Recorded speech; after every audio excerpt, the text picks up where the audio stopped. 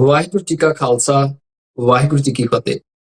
ਦੁਨੀਆ ਭਰ ਵਿੱਚ ਟੀਵੀ 84 ਦੇਖ ਰਹੇ ਸਮੂਹ ਦਰਸ਼ਕਾਂ ਨੂੰ ਮੈਂ ਅੱਜ ਦੇ ਇਸ ਪ੍ਰੋਗਰਾਮ ਦੇ ਵਿੱਚ ਜੀ ਆਇਆਂ ਨੂੰ ਕਹਿਣਾ। ਅਸੀਂ ਅੱਜ ਲਗਭਗ 2025 ਦਾ ਜਿਹੜਾ ਕਹਿ ਸਕਦੇ ਹਾਂ ਕਿ ਅਖੀਰਲਾ ਸਮਾਂ ਆ, ਉਹਦੇ ਵਿੱਚ ਇਹ ਗੱਲਬਾਤ ਕਰ ਰਹੇ ਹਾਂ ਤੇ ਕੁਝ ਘੰਟਿਆਂ ਤੱਕ ਤੁਸੀਂ ਵੱਖੋ-ਵੱਖ ਮੁਲਕਾਂ ਦੇ ਵਿੱਚ ਸਾਨੂੰ ਦੇਖ ਰਹੇ ਹੋਵੋਗੇ। ਸਮੇਂ ਦਾ ਹੇਰ-ਫੇਰ ਹੋ ਸਕਦਾ ਆ,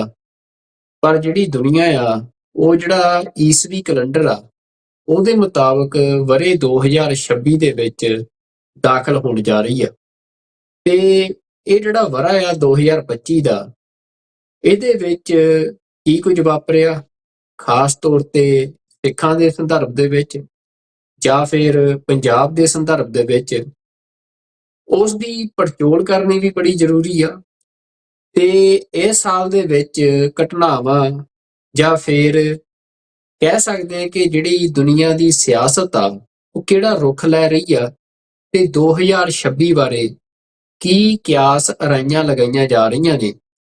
ਇਹਨਾਂ ਸਾਰੀਆਂ ਗੱਲਾਂ ਬਾਰੇ ਵੀ ਜਿਹੜਾ ਆ ਸਾਨੂੰ ਸਮਝ ਹੋਣੀ, ਸੋਝੀ ਹੋਣੀ ਉਹ ਬੜੀ ਜ਼ਰੂਰੀ ਆ। ਤਾਂ ਕਿਹਾ ਜਾਂਦਾ ਹੈ ਕਿ ਜਿਹੜਾ ਭਵਿੱਖ ਆ ਉਹ ਦੇਖਣ ਦੀ ਸਮਰੱਥਾ ਤੁਹਾਡੇ 'ਚ ਤਾਂ ਹੀ ਆ ਸਕਦੀ ਆ ਜੇ ਤੁਹਾਡੇ ਕੋਲ ਇਤਿਹਾਸ ਨੂੰ ਦੇਖਣ ਦੀ ਸਮਰੱਥਾ ਹੋਵੇ, ਕਿਉਂਕਿ ਜਿਹੜਾ ਮਨੁੱਖਤਾ ਦਾ ਇਤਿਹਾਸ ਆ ਉਹਦੇ ਵਿੱਚ ਕਦੇ ਵੀ ਜਿਹੜਾ ਗੈਪ ਨਹੀਂ ਪਿਆ, ਉਹ ਇੱਕ ਨਿਰੰਤਰਤਾ ਦੇ ਵਿੱਚ ਚੱਲ ਰਿਹਾ ਆ। ਹਰ ਰੋਜ਼ ਸੂਰਜ ਚੜ੍ਹਦਾ ਆ, ਸੂਰਜ ਢਲਦਾ ਆ, ਦਿਨ ਤੇ ਰਾਤ ਦਾ ਇਹ ਸਫ਼ਰ ਇਸੇ ਤਰੀਕੇ ਦੇ ਨਾਲ ਜਦੋਂ ਤੋਂ ਮਨੁੱਖ ਇਸ ਧਰਤੀ ਦੇ ਉੱਤੇ ਆਇਆ ਉਹ ਇਸੇ ਤਰੀਕੇ ਨਾਲ ਚੱਲ ਰਿਹਾ ਹੈ। ਸਮੇਂ ਦਰ ਸਮੇਂ ਵੱਡੀਆਂ ਤਬਦੀਲੀਆਂ ਆਉਂਦੀਆਂ ਗਈਆਂ। ਖਾਸ ਤੌਰ ਦੇ ਉੱਤੇ ਜਿਸ ਸਮੇਂ 'ਚ ਜਾਂ ਜਿਹਨੂੰ ਮਾਡਰਨ ਵਰਲਡ ਅੱਜ ਕਿਹਾ ਜਾਂਦਾ ਆ, ਜਿਹਦੇ 'ਚ ਅਸੀਂ ਰਹਿ ਰਹੇ ਹਾਂ, ਇਸ ਸਮੇਂ ਦੀ ਜਿਹੜੀ ਬੁਨਿਆਦ ਆ, ਕਿਹਾ ਜਾਂਦਾ ਹੈ ਕਿ ਭਾਵੇਂ ਇਸ ਸਮੇਂ ਦੀ ਸਿਆਸਤ ਹੋਵੇ, ਭਾਵੇਂ ਧਰਮਾਂ ਨੂੰ ਸਮਝਣ ਦਾ ਨਜ਼ਰੀਆ ਹੋਵੇ ਜਾਂ ਦੁਨੀਆ ਨੂੰ ਦੇਖਣ ਦਾ ਨਜ਼ਰੀਆ ਹੋਵੇ, ਉਸ ਦੇ ਵਿੱਚ ਜਿਹੜੀ ਵੱਡੀ ਤਬਦੀਲੀ ਆ ਉਹ ਇੰਡਸਟਰੀਲਾਈਜੇਸ਼ਨ ਲੈ ਕੇ ਆਈ। ਤੇ ਇੰਡਸਟਰੀਲਾਈਜੇਸ਼ਨ ਨੇ ਜਿਹੜਾ ਦੁਨੀਆ ਦੇ ਉੱਤੇ ਜਿਹੜੀ ਪੱਛਮੀ ਸੱਭਿਅਤਾ ਆ ਉਹਦੀ ਜਿਹੜੀ ਡੋਮੀਨੈਂਸ ਆ ਉਹਨੂੰ ਐਸਟੈਬਲਿਸ਼ ਕੀਤਾ, ਚਾਹੇ ਉਹ ਕਿਸੇ ਸਮੇਂ ਦੇ ਵਿੱਚ ਕਲੋਨੀਅਲ ਰੂਲਸ ਦੇ ਰਾਹੀਂ ਰਿਹਾ ਹੋਵੇ ਜਾਂ ਫਿਰ ਅੱਜ ਦੇ ਸਮੇਂ ਦੇ ਵਿੱਚ ਵਪਾਰ ਉਹਦਾ ਇੱਕ ਵੱਡਾ ਟੂਲ ਆ। ਤੇ ਉਸ ਦੇ ਨਾਲ ਹੀ ਜਿਹੜਾ ਸੱਭਿਆਚਾਰ ਆ ਉਹ ਫਿਰ ਕਲੋਨੀਅਲ ਜਦੋਂ ਸਿਸਟਮ ਸੀ ਉਦੋਂ ਵੀ ਸੱਭਿਆਚਾਰ ਨਾਲ ਹੀ ਗਿਆ ਪੱਛਮ ਦਾ ਦੁਨੀਆ ਦੇ ਵੱਖੋ ਵੱਖ ਖਿੱਤਿਆਂ ਦੇ ਵਿੱਚ। ਤੇ ਅੱਜ ਜਦੋਂ ਵਪਾਰ ਜਾਂ ਜਿਹੜੀ ਇਕੋਨਮੀ ਆ ਉਹਦੇ ਤੇ ਬੇਸਡ ਜਿਹੜਾ ਪੋਲੀਟੀਕਲ ਮਾਡਲ ਆ ਦੁਨੀਆ ਦੇ ਵਿੱਚ ਰਾਜ ਕਰ ਰਿਹਾ ਆ, ਤਾਂ ਵੀ ਜਿਹੜਾ ਉਹ ਸੱਭਿਆਚਾਰ ਆ ਪੱਛਮ ਦਾ ਉਹ ਵਪਾਰ ਦੇ ਨਾਲ ਵੀ ਦੁਨੀਆ ਦੇ ਵੱਖੋ ਵੱਖ ਖਿੱਤਿਆਂ ਦੇ ਵਿੱਚ ਆਪਣਾ ਅਸਰ ਪਾ ਰਿਹਾ ਹੈ। ਪਰ ਇਹ ਸਾਰੇ ਦੌਰ ਦੇ ਵਿੱਚ ਜਿਹੜੀਆਂ ਇਹ ਚਰਚਾਵਾਂ ਨੇ ਉਹ ਵੱਡੇ ਪੱਧਰ ਤੇ ਚੱਲ ਰਹੀਆਂ ਨੇ ਕਿ ਦੁਨੀਆ ਇੱਕ ਵਾਰ ਫੇਰ ਜਿਹੜਾ ਖਾਸ ਤੌਰ ਦੇ ਉੱਤੇ ਸੈਕੰਡ ਵਰਲਡ ਵਾਰ ਤੋਂ ਬਾਅਦ ਵਰਲਡ ਆਰਡਰ ਐਸਟੈਬਲਿਸ਼ ਹੋਇਆ, ਜਿਹਨੂੰ ਲਿਬਰਲ ਡੈਮੋਕ੍ਰੇਸੀ ਦਾ ਜਿਹੜਾ ਮਾਡਲ ਆ ਉਹ ਕਿਹਾ ਗਿਆ, ਜਿਹਦੇ ਵਿੱਚ ਕਿ ਜਿਹੜੀਆਂ ਰਾਜਸ਼ਾਹੀਆਂ ਸੀ ਉਹ ਟੁੱਟ ਕੇ ਬੜੇ ਵੱਡੇ ਪੱਧਰ ਤੇ ਮੁਲਕ ਜਿਹੜੇ ਆ ਉਹਨਾਂ ਦੇ ਵਿੱਚ ਵੋਟਾਂ ਦੇ ਨਾਲ ਸਰਕਾਰਾਂ ਬਣਾਉਣ ਦਾ ਜਿਹੜਾ ਸਿਆਸੀ ਪ੍ਰਬੰਧ ਸਿਰਜਿਆ ਗਿਆ। ਲਿਬਰਲ ਡੈਮੋਕ੍ਰੇਸੀਜ਼ ਜਿਹੜੀ ਆ ਉਹਨਾਂ ਦੀ ਗਿਣਤੀ ਬੜੀ ਤੇਜ਼ੀ ਦੇ ਨਾਲ ਦੁਨੀਆ 'ਚ ਵਧੀ। ਪਰ ਇੱਕ ਵਾਰ ਫੇਰ ਜਿਹੜਾ ਇਹ ਚੱਕਰ ਆ ਇਤਿਹਾਸ ਦਾ ਉਹਨੂੰ ਇੱਕ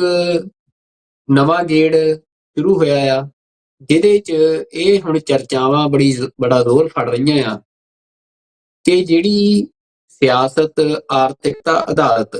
ਭਾਵ ਇਕੋਨਮੀ ਬੇਸਡ ਪੋਲਿਟਿਕਸ ਜਿਹੜੀ ਦੁਨੀਆ ਦੇ ਉੱਤੇ ਪਿਛਲੇ ਸਮੇਂ 'ਚ ਚੱਲੀ, ਹੁਣ ਉਹਦਾ ਸੂਰਜ ਜਿਹੜਾ ਆ ਉਹ ਢਲ ਰਿਹਾ ਆ। ਤੇ ਇੱਕ ਵਾਰ ਫੇਰ ਦੁਨੀਆ ਦੇ ਉੱਤੇ ਜਿਹੜੀ ਆਈਡੈਂਟੀਟੀ ਬੇਸਡ ਪੋਲਿਟਿਕਸ ਆ ਉਹ ਆਪਣੀ ਥਾਂ ਬਣਾ ਰਹੀ ਆ, ਆਪਣੀ ਜਗ੍ਹਾ ਬਣਾ ਰਹੀ ਆ, ਜਿਹਦੀਆਂ ਪ੍ਰੈਕਟੀਕਲ ਇੰਪਲੀਕੇਸ਼ਨਸ ਵੀ ਅੱਜ ਦੁਨੀਆ ਦੇ ਸਾਹਮਣੇ ਸਪਸ਼ਟ ਜ਼ਾਹਰਾ ਰੂਪ ਦੇ ਵਿੱਚ ਅਸੀਂ ਕਹਿ ਸਕਦੇ ਹਾਂ ਕਿ ਉਹ ਨਜ਼ਰ ਆਉਣ ਲੱਗੀਆਂ ਨੇ। ਜਿਹਦੇ 'ਚ ਜੇ ਅਸੀਂ ਯੂਰਪ ਜਿਹੜਾ ਕਿ ਪੱਛਮੀ ਸੱਭਿਅਤਾ ਦਾ ਜਿਹਨੂੰ ਧੁਰਾ ਕਿਹਾ ਜਾਂਦਾ ਹੈ, ਉਹਦੇ 'ਚ ਦੇਖਣਾ ਹੋਵੇ ਚਾਹੇ ਉਹ ਇਟਲੀ ਆ, ਚਾਹੇ ਨੀਦਰਲੈਂਡ ਆ, ਫਰਾਂਸ ਆ, ਆਸਟਰੀਆ ਆ, ਜਰਮਨੀ ਆ, ਯੂਰੋਪੀਅਨ ਯੂਨੀਅਨ ਦੇ ਹੋਰ ਕਈ ਜਿਹੜੀਆਂ ਕੰਟਰੀਜ਼ ਨੇ, ਉਹਨਾਂ ਦੇ ਵਿੱਚ ਜਿਹੜੀਆਂ ਫਾਰ ਰਾਈਟ ਦੀਆਂ ਪਾਰਟੀਜ਼ ਨੇ, ਫਾਰ ਰਾਈਟ ਜਿਹੜੀ ਸੋਚ ਆ, ਉਹਦੀਆਂ ਜਿਹੜੀਆਂ ਪਾਰਟੀਜ਼ ਨੇ, ਜਿਹੜੀਆਂ ਕਿ ਆਈਡੈਂਟਿਟੀ ਦੇ ਉੱਤੇ ਆਪਣੀ ਪੋਲੀਟਿਕਸ ਨੂੰ ਜਿਹੜੀਆਂ ਅਸਾਰ ਰਹੀਆਂ ਨੇ, ਸਿਰਜ ਰਹੀਆਂ ਨੇ, ਉਹ ਜਾਂ ਤਾਂ ਸੱਤਾ ਦੇ ਵਿੱਚ ਆ ਰਹੀਆਂ ਨੇ ਜਾਂ ਫਿਰ ਪਾਰਲੀਮੈਂਟ ਦੇ ਵਿੱਚ ਉਹਨਾਂ ਦੀਆਂ ਜਿਹੜੀਆਂ ਸੀਟਾਂ ਆ ਉਹਨਾਂ ਵਿੱਚ ਲਗਾਤਾਰ ਵਾਧਾ ਹੋ ਰਿਹਾ ਹੈ। ਜਿਵੇਂ ਇਸ ਵਾਰ ਹੁਣ ਜਿਹੜਾ ਜਰਮਨੀ ਦੇ ਵਿੱਚ ਇਹ ਵੱਡੇ ਪੱਧਰ ਤੇ ਚਰਚਾ ਚੱਲ ਰਹੀ ਹੈ ਕਿ ਜਿਹੜਾ ਉੱਥੋਂ ਦਾ ਆਲਟਰਨੇਟਿਵ ਫॉर ਜਰਮਨੀ ਪਾਰਟੀ ਆ, ਜਿਹੜੀ ਫਾਰ ਰਾਈਟ ਪਾਰਟੀ ਆ, ਉਸ ਦੇ ਬਹੁਤ ਜ਼ਿਆਦਾ ਚਾਂਸ ਨੇ ਕਿ ਉਹ ਜਰਮਨੀ ਦੇ ਵਿੱਚ ਸੱਤਾ 'ਚ ਆ ਸਕਦੀ ਆ। ਤੇ ਯੂਕੇ ਦੀ ਗੱਲ ਕਰਨੀ ਹੋਵੇ ਤਾਂ ਯੂਕੇ ਦੇ ਵਿੱਚ ਵੀ ਜਿਹੜੀ ਉੱਥੋਂ ਦੀ ਫਾਰ ਰਾਈਟ ਜਿਹੜੀ ਪੋਪੂਲਿਸਟ ਰਿਫਾਰਮ ਯੂਕੇ ਪਾਰਟੀ ਆ, ਉਹ ਵੀ ਇਸ ਵਾਰ 5 ਸੀਟਾਂ ਜਿਹੜੀਆਂ ਆ ਉਹ ਪਾਰਲੀਮੈਂਟ 'ਚ ਲੈ ਕੇ ਗਈ ਆ। ਤਾਂ ਇਹ ਤਾਂ ਜਿਹੜੇ ਪੱਛਮੀ ਮੁਲਕਾਂ ਦੇ ਵਿੱਚ ਜਿਹੜੀ ਸਿਆਸਤ ਆ ਉਹਦੇ 'ਚ ਜਿਹੜੀ ਤਬਦੀਲੀ ਆ ਰਹੀ ਹੈ, ਅਸੀਂ ਉਹਦਾ ਜ਼ਿਕਰ ਕੀਤਾ ਆ। ਇਹਦੇ ਹੋਰ ਅੰਕੜੇ ਜਿਹੜੇ ਸਾਡੇ ਦਰਸ਼ਕ ਆ ਉਹ ਤੁਸੀਂ ਜ਼ਰੂਰ ਤੁਹਾਨੂੰ ਦੇਖਣੇ ਪੜ੍ਹਨੇ ਚਾਹੀਦੇ ਆ ਕਿ ਦੁਨੀਆ ਦੀ ਸਿਆਸਤ ਖਾਸ ਤੌਰ ਤੇ ਨਾ ਪੱਛਮੀ ਮੁਲਕਾਂ ਦੇ ਵਿੱਚ ਉਹ ਕਿਵੇਂ ਉਹਦੇ ਵਿੱਚ ਬਦਲਾਅ ਆ ਰਿਹਾ। ਤੇ ਖਾਸ ਤੌਰ ਤੇ ਕਿਉਂਕਿ ਜਿਹੜਾ ਸਿੱਖਾਂ ਦਾ ਇੱਕ ਵੱਡਾ ਹਿੱਸਾ ਪੰਜਾਬ ਤੋਂ ਅਸੀਂ ਜਿਹੜੀ ਸਿੱਖ ਨਸਲਕੁਸ਼ੀ ਹੋਈ ਆ 1984 ਦੀ, ਤੇ ਉਸ ਤੋਂ ਬਾਅਦ ਪੰਜਾਬ ਤੋਂ ਉੱਜੜ ਕੇ ਵੱਡੇ ਪੱਧਰ ਦੇ ਉੱਤੇ ਇਹਨਾਂ ਮੁਲਕਾਂ ਦੇ ਵਿੱਚ ਅਸੀਂ ਪ੍ਰਵਾਸ ਕੀਤਾ ਹੈ। ਤੇ ਮੈਂ ਇਹ ਗੱਲ ਇਸ ਕਰਕੇ ਕਰ ਰਿਹਾ ਅੱਜ ਪ੍ਰੋਗਰਾਮ ਦੀ ਸ਼ੁਰੂਆਤ ਦੇ ਵਿੱਚ, ਤਾਂ ਕਿ ਇੱਕ ਆਧਾਰ ਸਾਡੀ ਇਸ ਗੱਲਬਾਤ ਦਾ ਬਣ ਸਕੇ ਕਿ 2025 ਦੇ ਵਿੱਚ ਕੀ ਘਟਨਾਵਾਂ ਵਾਪਰੀਆਂ ਤੇ 2026 ਚ ਕੀ ਹੋਣ ਜਾ ਰਿਹਾ ਤੇ ਅਸੀਂ ਕਿਸ ਚੀਜ਼ ਲਈ ਤਿਆਰ ਹੋਈਏ। ਤੇ ਜਿਹੜੀ ਇਹ ਸਾਰੀ ਫਾਰ ਰਾਈਟ ਪੋਲਿਟਿਕਸ ਆ, ਇਹਦੇ ਜਿਹੜੇ ਦੋ ਚਿੰਨ੍ਹ, ਪਛਾਣ ਦੇ ਜਿਹੜੇ ਦੋ ਚਿੰਨ੍ਹ ਵੱਡੇ ਉੱਭਰ ਰਹੇ ਆ, ਉਹ ਉੱਭਰ ਰਹੇ ਆ ਕਿ ਇੱਕ ਤਾਂ ਐਂਟੀ ਇਮੀਗ੍ਰੈਂਟ ਜਿਹੜਾ ਸੈਂਟੀਮੈਂਟ ਆ, ਉਹਦੇ ਖਿਲਾਫ ਲੋਕਾਂ ਦੀ ਲਾਮਬੰਦੀ ਕਰਨ ਦੀ ਇਹ ਪਾਰਟੀਆਂ ਕੋਸ਼ਿਸ਼ਾਂ ਕਰ ਰਹੀਆਂ ਨੇ। ਤੇ ਦੂਜਾ ਜਿਹੜੀ ਵਾਈਟ ਸੁਪਰਾਮੇਸੀ ਆ, ਉਸ ਦੇ ਉੱਤੇ ਆਪਣੀ ਪੋਲਿਟਿਕਸ ਅਸਾਰ ਰਹੀਆਂ ਨੇ। ਹੁਣ ਸਿੱਖ ਜਿਹੜੇ ਆ ਉਹ ਇਹਨਾਂ ਮੁਲਕਾਂ ਦੇ ਵਿੱਚ ਪਿਛਲੇ ਲੰਬੇ ਸਮੇਂ ਤੋਂ ਆਪਣੀ ਮਿਹਨਤ ਦੇ ਨਾਲ ਤੇ ਆਪਣੀ ਕਾਬਲੀਅਤ ਦੇ ਨਾਲ, ਆਪਣੀ ਸੇਵਾ ਭਾਵਨਾ ਦੇ ਨਾਲ ਉਹਨਾਂ ਨੇ ਥਾਂ ਬਣਾਈ ਆ। ਪਰ ਕਿਉਂਕਿ ਜਿਹੜੀਆਂ ਇਮੀਗ੍ਰੈਂਟ ਕਮਿਊਨਿਟੀਜ਼ ਨੇ ਉਹਨਾਂ ਦੇ ਵਿੱਚ ਜਿਹੜੇ ਸਾਡੀ ਪਛਾਣ ਆ ਸਿੱਖਾਂ ਦੀ, ਅਸੀਂ ਇੱਕ ਬੜੀ ਵਿਜ਼ੀਬਲ ਇਮੀਗ੍ਰੈਂਟ ਕਮਿਊਨਿਟੀ ਆ। ਤੇ ਇਸ ਕਰਕੇ ਅਸੀਂ ਦੇਖਿਆ ਕਿ ਪਿਛਲੇ ਸਾਲ ਦੇ ਵਿੱਚ ਜਿਹੜੀਆਂ ਸਿੱਖਾਂ ਦੇ ਉੱਤੇ ਜਿਹੜੇ ਨਸਲੀ ਹਮਲੇ ਆ, ਉਹਨਾਂ ਦੀ ਗਿਣਤੀ ਦੇ ਵਿੱਚ ਵੀ ਵਾਧਾ ਹੋਇਆ। ਤਾਂ ਜਿਹੜੇ ਅੱਜ ਮਸਲੇ ਅਸੀਂ ਵਿਚਾਰਾਂਗੇ ਉਹਦੇ 'ਚ ਇੱਕ ਬੜਾ ਅਹਿਮ ਮਸਲਾ ਜਿਹੜੇ ਰੇਸ਼ੀਅਲ ਅਟੈਕਸ ਸਿੱਖਾਂ ਦੇ ਉੱਤੇ ਪਿਛਲੇ ਸਮੇਂ ਦੇ ਵਿੱਚ ਵਧੇ ਆ। ਖਾਸ ਤੌਰ ਤੇ ਇੰਗਲੈਂਡ ਦੇ ਵਿੱਚ ਜਿਹੜੀਆਂ ਕੁਝ ਘਟਨਾਵਾਂ ਸਾਹਮਣੇ ਆਈਆਂ, ਖਾਸ ਤੌਰ ਤੇ ਜਿਵੇਂ ਸਿੱਖ ਬੀਬੀਆਂ ਨੂੰ ਟਾਰਗੇਟ ਬਣਾਇਆ ਗਿਆ, ਉਹ ਬੜੀ ਚਿੰਤਾ ਦਾ ਵਿਸ਼ਾ ਰਹੀਆਂ ਇਸ ਸਾਲ। ਤੇ ਨਾਲ ਦੀ ਨਾਲ ਜਿਹੜਾ ਸੋਸ਼ਲ ਮੀਡੀਆ ਦੇ ਉੱਤੇ ਨੈਰੇਟਿਵ ਦੇ ਹਵਾਲੇ ਨਾਲ ਜਿਹੜਾ ਐਂਟੀ ਸਿੱਖ ਨੈਰੇਟਿਵ, ਸਿੱਖ ਹੇਟ ਦਾ ਨੈਰੇਟਿਵ ਜਿਹੜਾ ਆ, ਜਿਵੇਂ ਉਹ ਪ੍ਰਸਾਰਿਆ ਜਾ ਰਿਹਾ। ਤੇ ਇਸ ਤੋਂ ਇਲਾਵਾ ਜਿਹੜਾ ਇੱਕ ਹੋਰ ਬੜਾ ਅਹਿਮ ਮਸਲਾ ਆ ਜਿਹੜਾ 2025 ਦੇ ਵਿੱਚ ਚਰਚਾ 'ਚ ਰਿਹਾ ਜਾਂ ਸਿੱਖਾਂ ਦਾ ਧਿਆਨ ਮੰਗਦਾ ਆ, ਉਹ ਹੈਗਾ ਆ ਟਰਾਂਸਨੈਸ਼ਨਲ ਰਿਪਰੈਸ਼ਨ ਦਾ। ਤੇ ਉਸ ਦੇ ਨਾਲ ਜਿਹੜੀ ਇੱਕ ਨਵੀਂ ਗੱਲ ਜੁੜੀ ਆ ਕਿ ਜਿਹੜੀਆਂ ਐਕਸਟੋਰਸ਼ਨ ਥ੍ਰੈਟਸ ਨੇ, ਉਹ ਵੱਡੇ ਪੱਧਰ ਦੇ ਉੱਤੇ ਸਿੱਖ ਜਿਹੜੇ ਆ, ਜਿਹੜਾ ਖਾਸ ਤੌਰ ਤੇ ਡਾਇਸਪੋਰਾ ਆ, ਉਸ ਦੇ ਵਿੱਚ ਜਿਹੜਾ ਸਿੱਖਾਂ ਨੂੰ ਇਸ ਤਰੀਕੇ ਦੇ ਨਾਲ ਟਾਰਗੇਟ ਕੀਤਾ ਗਿਆ, ਜਿਹਦਾ ਕਿ ਮੇਨ ਜਿਹੜਾ ਧੁਰਾ ਆ ਅਸੀਂ ਉਹ ਕੈਨੇਡਾ 'ਚ ਦੇਖ ਰਹੇ ਹਾਂ। ਕਿ ਕੈਨੇਡਾ ਦੇ ਵਿੱਚ ਭਾਈ ਹਰਦੀਪ ਸਿੰਘ ਨਿੱਜਰ ਦਾ ਜਿਹੜਾ ਕਤਲ ਹੋਇਆ, ਉਹ ਟਰਾਂਸਨੈਸ਼ਨਲ ਰਿਪਰੈਸ਼ਨ ਦਾ ਪਾਰਟ ਸੀ।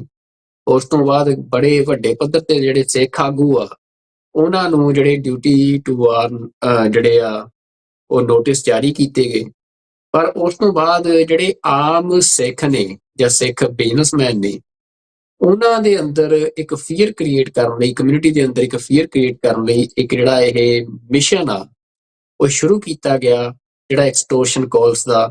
ਜਿਹਦੇ 'ਚ ਕਿਵੇਂ ਲਾਰੈਂਸ ਬਿਸ਼ਨੋਈ ਨੂੰ ਯੂਜ਼ ਕੀਤਾ ਗਿਆ ਉਹਦੇ ਨਾਮ ਨੂੰ,